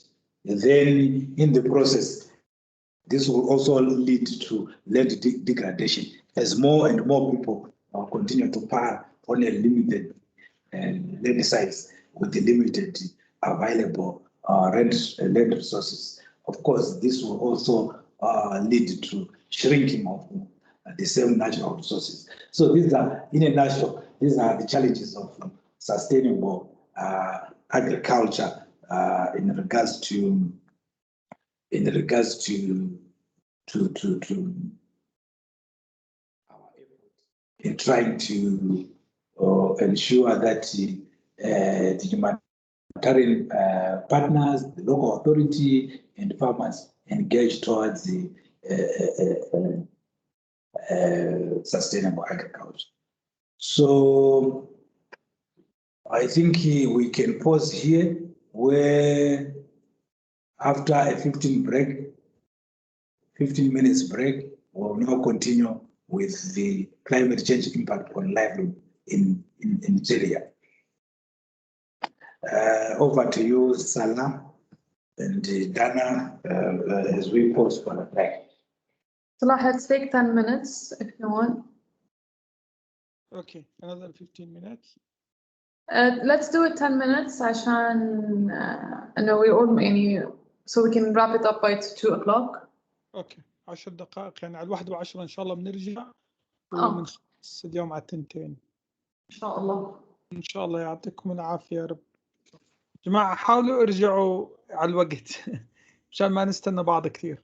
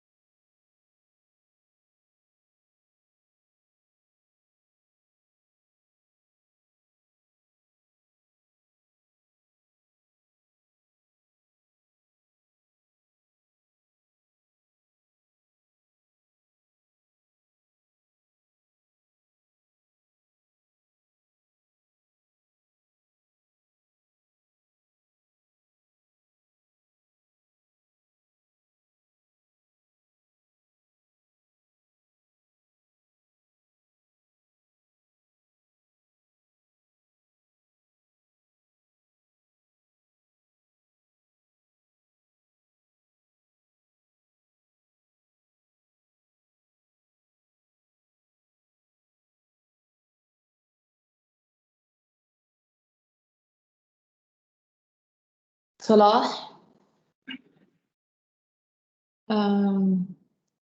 اللي رجع آخر comments. إحنا we're back, so if you want like just check because 10 minutes is fast. اوكي. اللي رجع خليكم بس تكتبوا بالchat box إنه you're back please أو رجعتوا.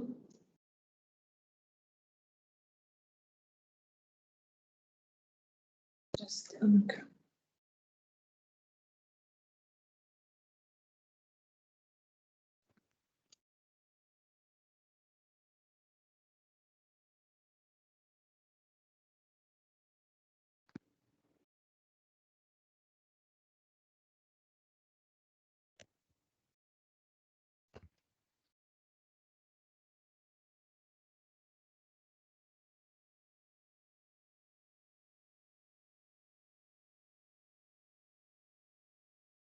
So Salah, let me know when the majority are back. The idea is that we want to conclude for today at 2 p.m. This is the 2-day training session. We'll complete the rest part of the slides tomorrow. So I'm now left with 4 or 5 slides before 2 p.m. Thank you. اوكي.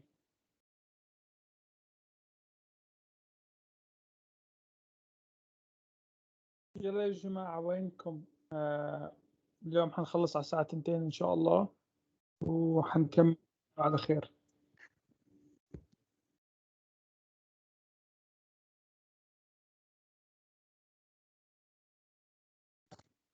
إن شاء الله ما في غير 2 رجعوا لهلا.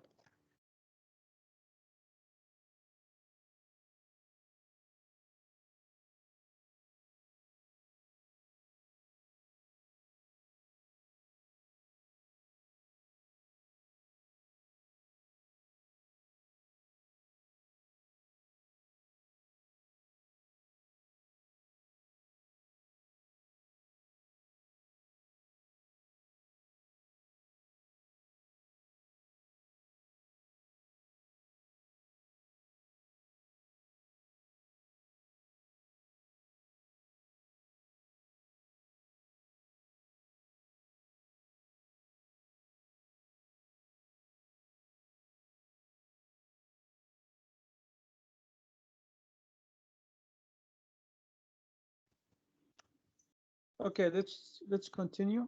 We don't have much time, so please continue, Clayton. Okay, thank you, Salah. We welcome back all of you on this platform. So I'm left with the 4 or 5 slides. We will complete the rest of the slides tomorrow. This is a 2-day planned session on this training component.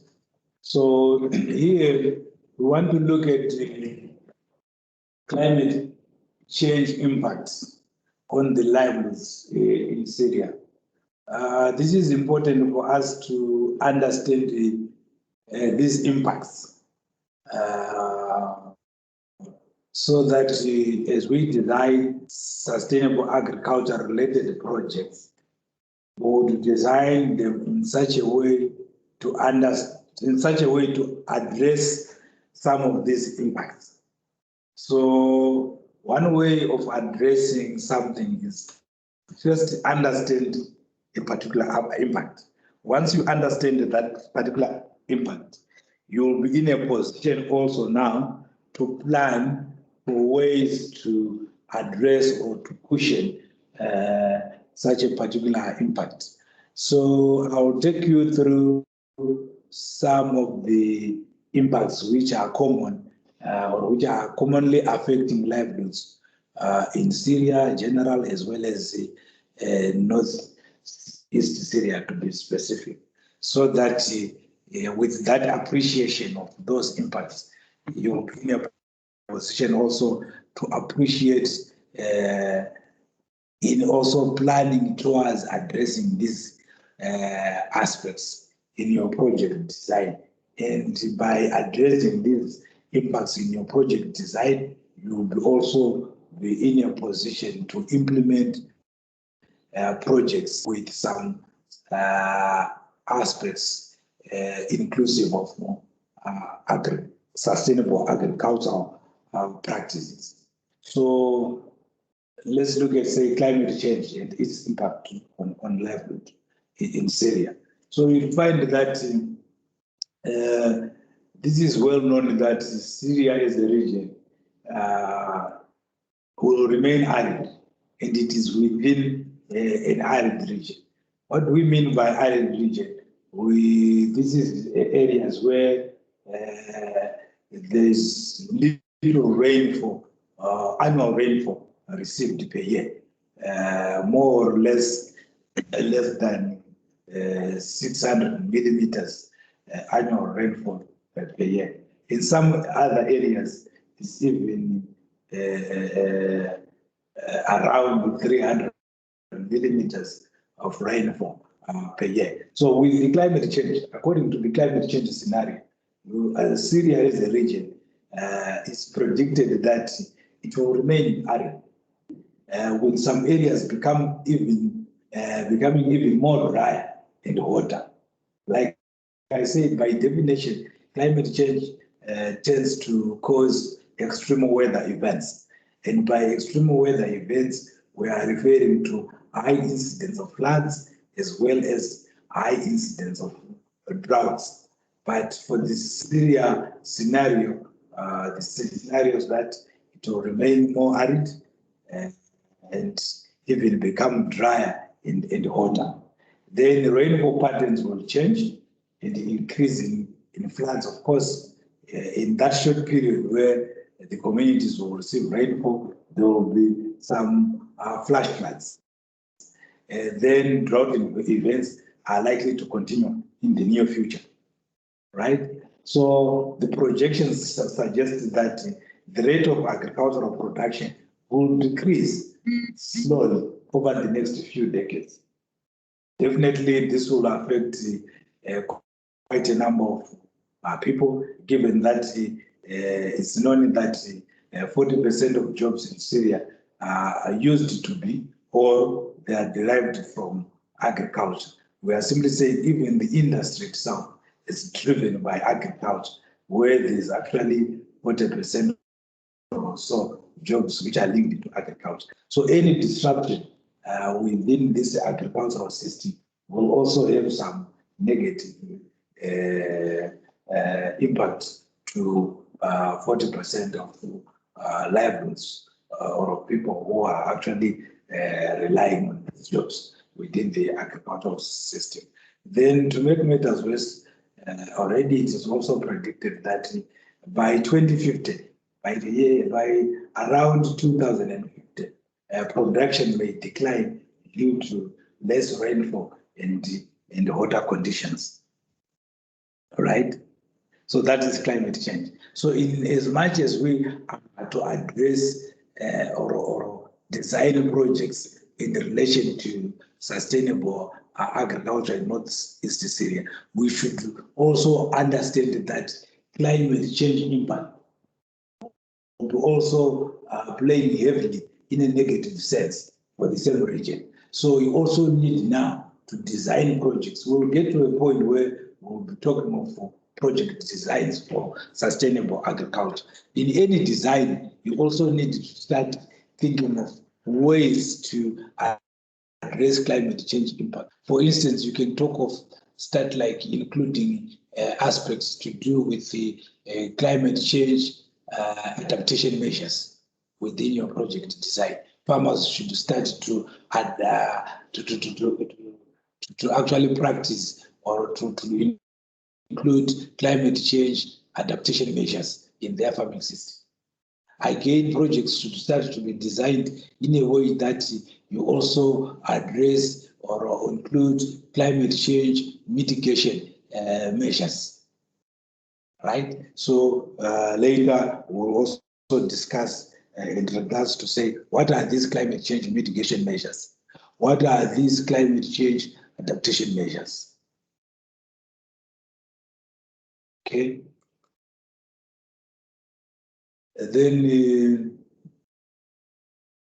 you would find that definitely it is also expected that wheat, maize, and barley production in northeast Syria is expected to decrease when it comes to yield due to climate change impact in relation to climate-induced aridity as well as the water shortages for crop production.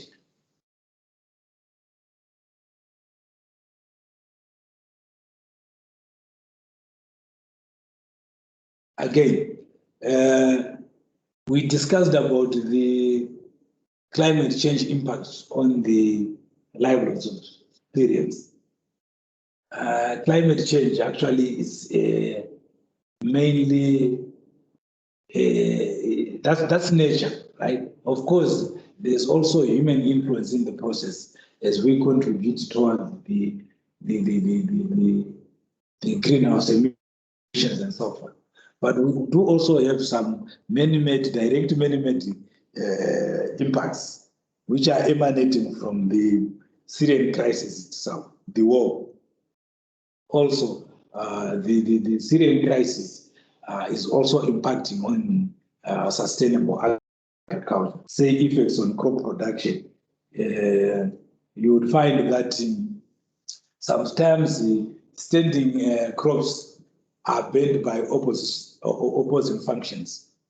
Yeah, there are some allegations that sometimes due to some political differences, communities sometimes also incur pre-harvest crop fires, which are also detrimental to sustainable agriculture because they will also contribute towards the unprofitability of agriculture. And if agriculture production becomes unprofitable, then it will also let farmers fail to actually adopt all the principles of sustainable agriculture. Then you would also find that because of the crisis, there are some areas where farmers actually abandon their land. Others sometimes reduce their land areas of cultivation because of the risk to life. So you would find that, like we say, there is need for profitability of agriculture so that farmers can embrace sustainable agricultural practice. But in a situation where the conflict itself, it is also disturbing farmers when it regards to causing farmers to abandon their land. And then at the same time, maybe farmers reducing their land area under cultivation because of risk to life. We find that I think we at some point we talked about the need for land clearance for land mines, so that some of the abandoned land due to risk to life, due to land mines, can be also reverted in terms of land utilization. So you will find that the crisis itself, it is also jeopardizing the move towards sustainable agriculture. It's not easy to say a farmer who would have abandoned his plantation crop, then maybe happens to be an IDP somewhere, now tilling on a small piece of land. And then if you also now start advocating for the same farmer to start taking care of the natural resources and everything, psychological, this same farmer is already affected in such a way that it may need not just farmer training, but it may also need some physiological support from humanitarian partners in order to for that same particular farmer to regain that confidence to start thinking of natural resources as well as the small new piece of land for agricultural processes. There are also some reports of agricultural land being heavily polluted by spills of crude oil and toxins associated with oil extraction. And I think this is also common in northeast Syria, where there are some reports of primitive refining methods around wells, oil wells, that could have been seized by rebel functions here and there. Again, all these the forms of land pollution, water to sustainable agriculture. Why are we discussing all these aspects? Is to say, in as much as we plan to support farmers towards sustainable agriculture, we also need to understand the crisis, the context in which the same farmers are actually attempting to produce crops. And in that regard, even as we are going to design our farmer training manuals, as we go out there, or even as we are going to design our sustainable agriculture projects, we also need to make sure that we incorporate some agricultural, some activities to either capacitate farmers on how best they should handle these negative impacts which are brought about by the crisis.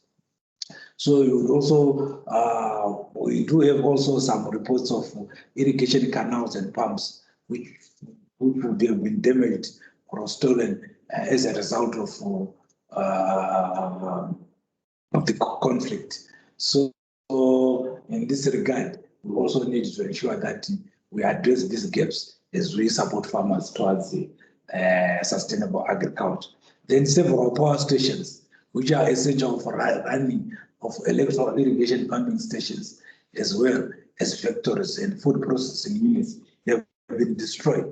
We also need to take note of that, so that in our design and the farmer community support, we may also need to know that there is a critical shortage of electricity supply.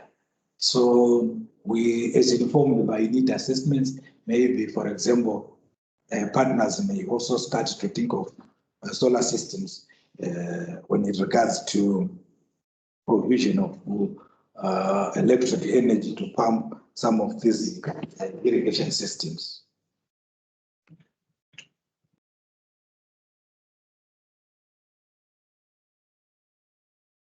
Again, this is continued impact of the Syrian crisis.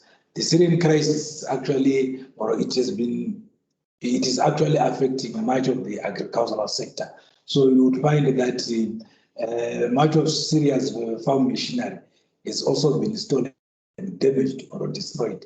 Farm machinery maintenance is minimal due to limited funding and the departure of expert technicians. So in our project designs also, we may also need to look at the provision of farm machinery support, as well as the rehabilitation of the damaged one, as well as maybe designing our agricultural support, whereby even the vocational training component of our projects also focus on training agricultural experts across many domains to fill the gap left by the departure of expert technicians who left communities due to the crisis.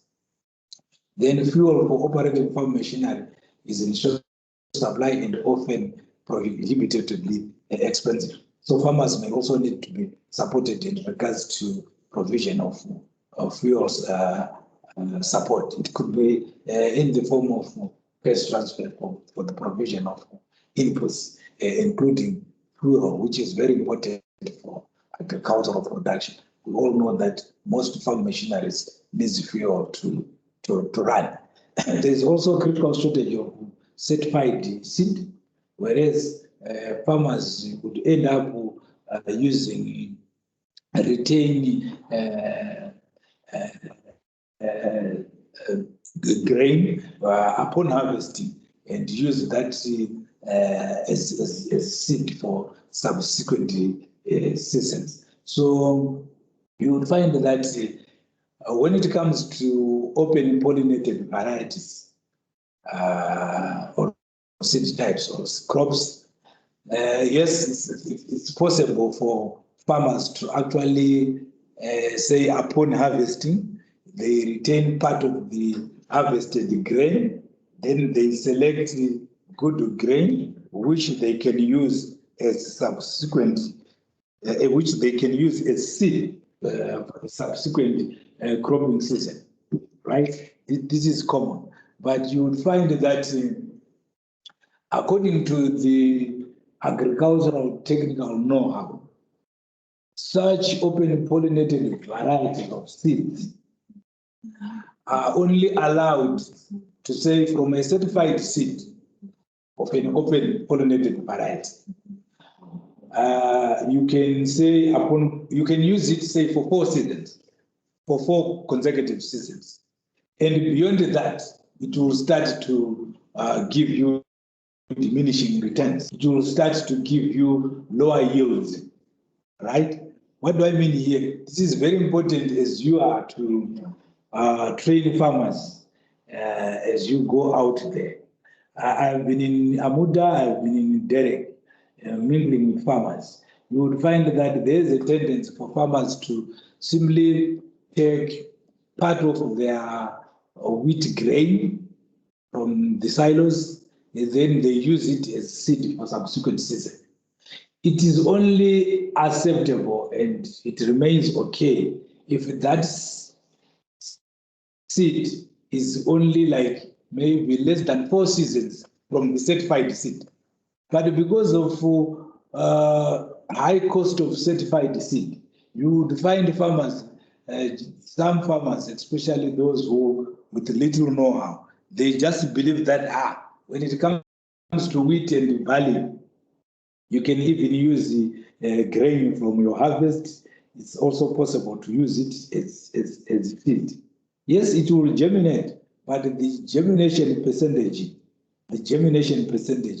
tends to decrease. Even the seed viability tends to decrease if you use that same seed for more than 4 consecutive seasons. So farmers need to replenish their seed stock, their seed bank, by saying after 4 seasons, while you use wheat grain from your granaries, you need to come in to break the cycle where you buy certified open pollinated varieties, then you restart the cycle of saying, for example, this season you happen to buy a certified seed of open pollinated variety. Take note, there's a difference between hybrid seed, certified hybrid seed, and certified open pollinated variety seed. There's a difference. For hybrids, the non-starter, year in, year out, you need to come in with new seed. If farmers actually buy certified hybrid seed this season for wheat, if they plant that one upon harvesting, they are not supposed to use that seed, that grain as seed for subsequent season. Doing so, it will lead to what we call hybrid depression, to such an extent that even the yield, it will be detrimental, very negative, very low. Why? Because the hybrid seed is not self-pollinating. So it will suffer from what we call hybrid depression. The crop production will be depressed to such an extent that farmers will realize very limited or a very reduced crop yield. But when it comes to certified seed of open pollinated varieties, we call them OPVs. Farmers could actually go back into their granaries and use that same seed for 4 seasons. That's fine. Anything beyond 4 seasons, it will also become detrimental. But because of the high cost of certified seed, farmers sometimes tend to go beyond the 5 seasons. And this also will come back to impact on the agricultural productivity, right? So as we also design projects, let's also ensure that we address this aspect. How can we address it? As a farmer coming from relatively poor families like myself, I would advocate for certified seed of open pollinated varieties, where farmers can actually use the grain for 4 seasons. For 4 seasons, as opposed from certified seed of hybrid seed type, where for the hybrid seed type, you would need new type of seed year in, year out. That is to say, every season, a farmer who is using hybrid seed needs to buy new seed every season. But the farmer who is using a certified seed of open pollinated varieties can actually say upon harvesting, he can use or she can use that same seed for 4 consecutive seasons. And then again, there's also an aspect of, say, Syria used to produce much of its own fertilizer. But with the destruction of fertilizer factories, production is now minimal of these fertilizers.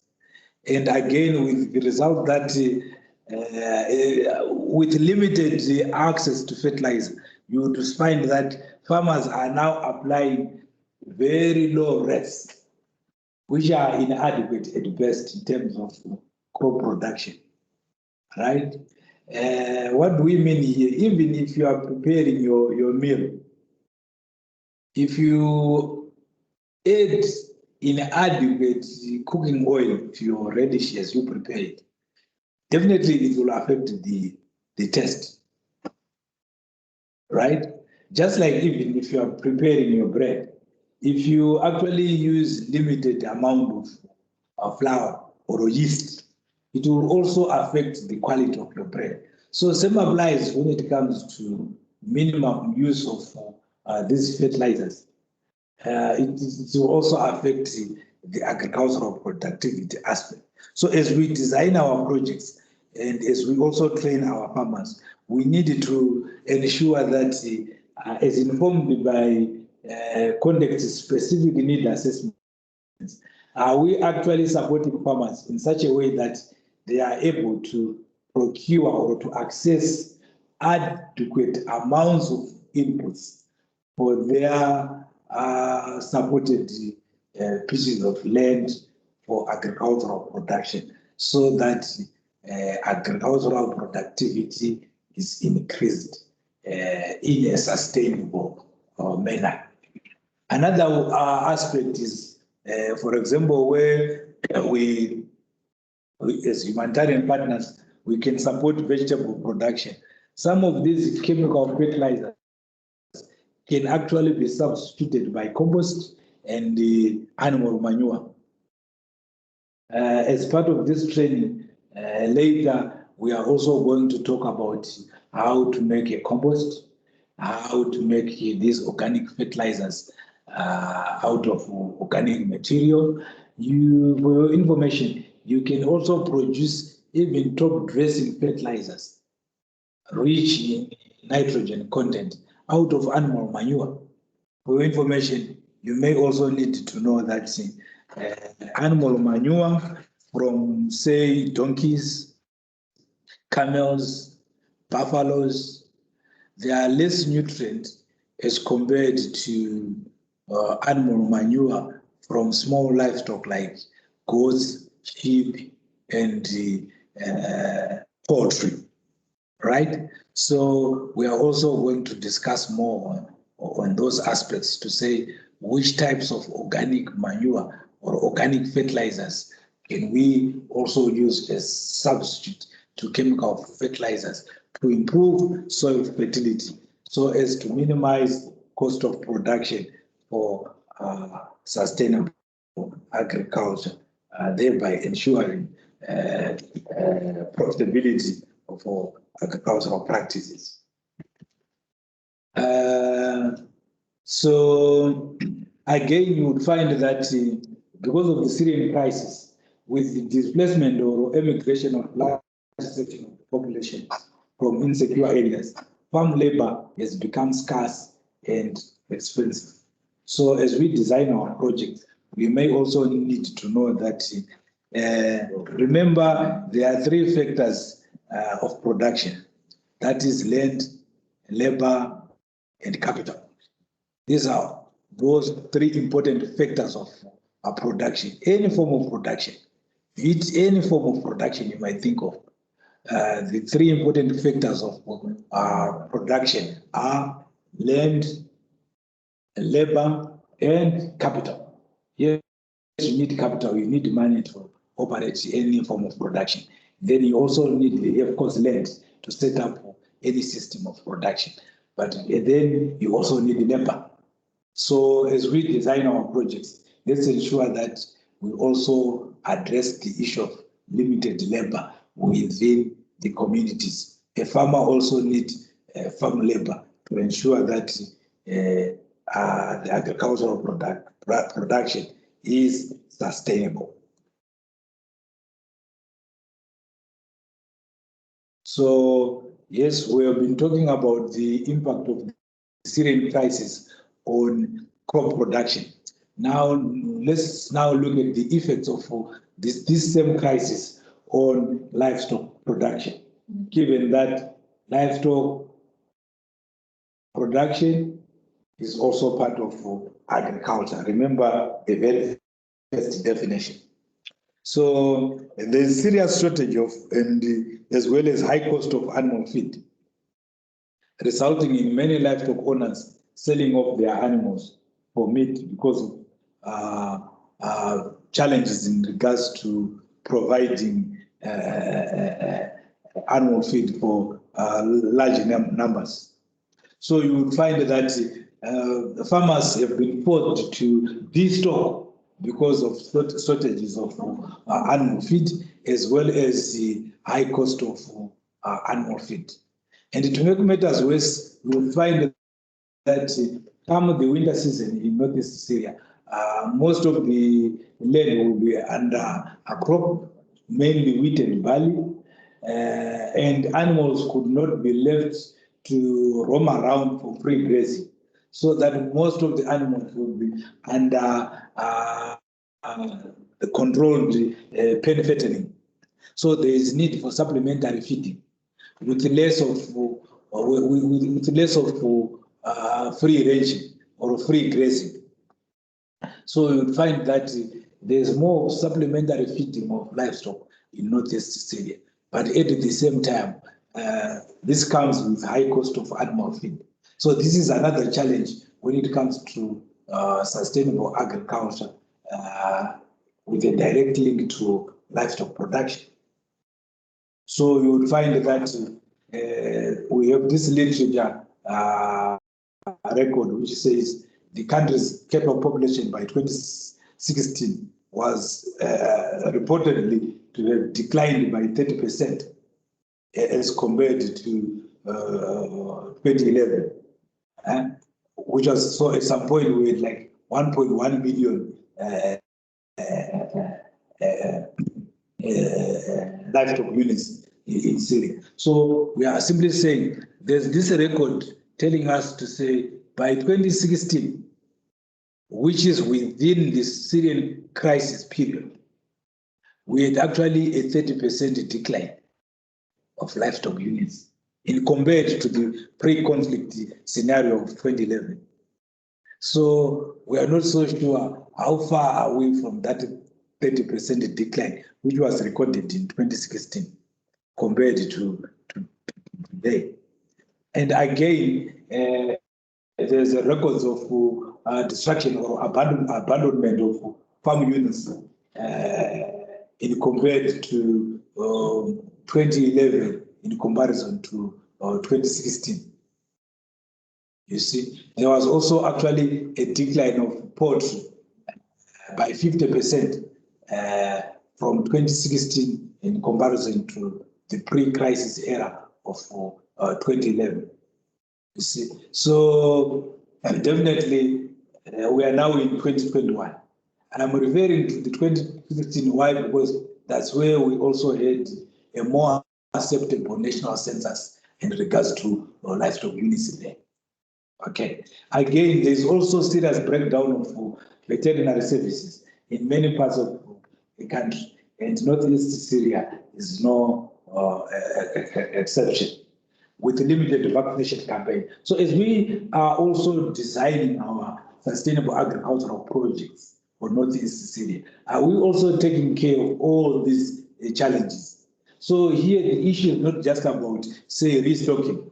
You give people money to farmers to buy more livestock units. But the question is, do they have these veterinary services?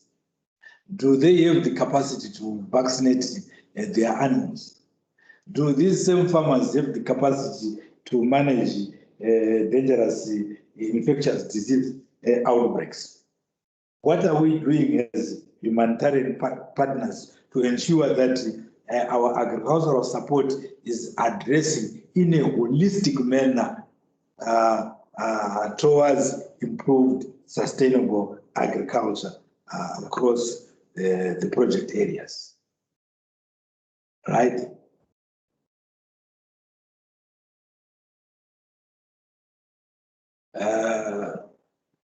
This will be my last slide on the effects on livestock production. So then I don't know after this if I still have livestock production, but I'm saying under the impact of the Syrian crisis on sustainable agriculture, vis-a-vis focusing on effects on livestock production would be my last part of presentation before we learn. So you would find that again, because of IDP movements, there's serious movements of people who also move with the animals to such an extent that these movements are uncontrolled. So by the end of the day, they also contribute towards the spread of animal diseases. So in as much as we also design for livestock production support, we also need to take note of high prevalence or incidence of pest and disease outbreaks, which also needs to be managed through a transboundary animal disease control. This can be also done with the support of the livestock working groups across hubs as well as across national boundaries, right? So, and again, you would realize that there's a tendency for sale of female animals. Definitely, if you want to buy livestock for farming, the tendency is to have more female animals in comparison to a male animal. We all know that even in livestock production, we go for a ratio, a sex ratio to say, as a farmer in my farm for livestock, say for cattle, I'll go for say 1 bull to a ratio of say 20 or 10 to 20 female animals. So generally you'll find that when it comes to sales, female animals are bound to be sold more in compared to male animals, which are normally sold for meat, right? So we also need to ensure that as we support livestock production systems across communities, we also need to ensure that we strike this balance to ensure that the female-male ratio in terms of livestock units, it's balancing. It is in both ways.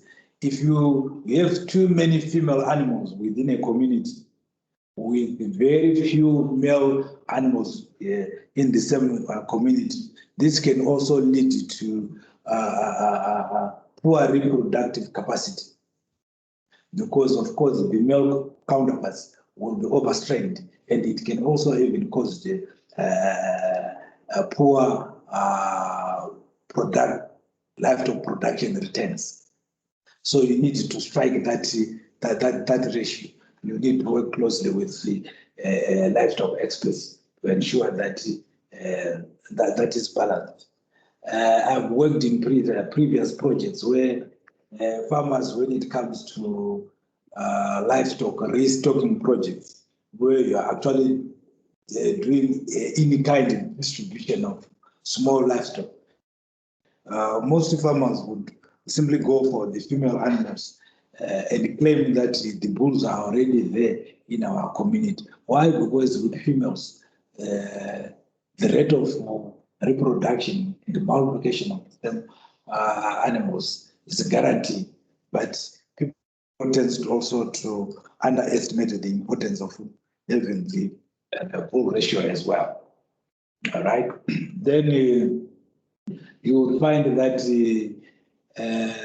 because of the crisis, again, just like the farmlands, people also sometimes are forced to abandon even their livestock herds as they move towards safer areas for security. So again, people are losing livestock. So in our project design towards livestock production, we also need to ensure that we do in-depth need assessment, get to understand whether we should address these interventions in the form of restocking.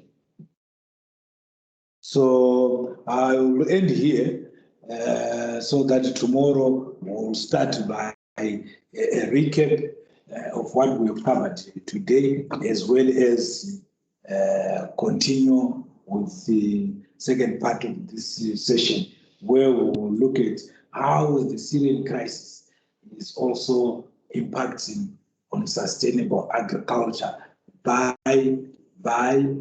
negatively impacting on the natural resources. Thank you. I pause for any questions before we call it a day. We still have like 6 or so minutes for that. هلا هيك بكون تقريبا كفرد الماتيريال تاعت اليوم. رح يكون الجزء الثاني من هذا التريننج بكره، بس قبل ما ننهي في حدا عنده اي سؤال او استفسار او عنده اي تعقيب حابب يحكيه؟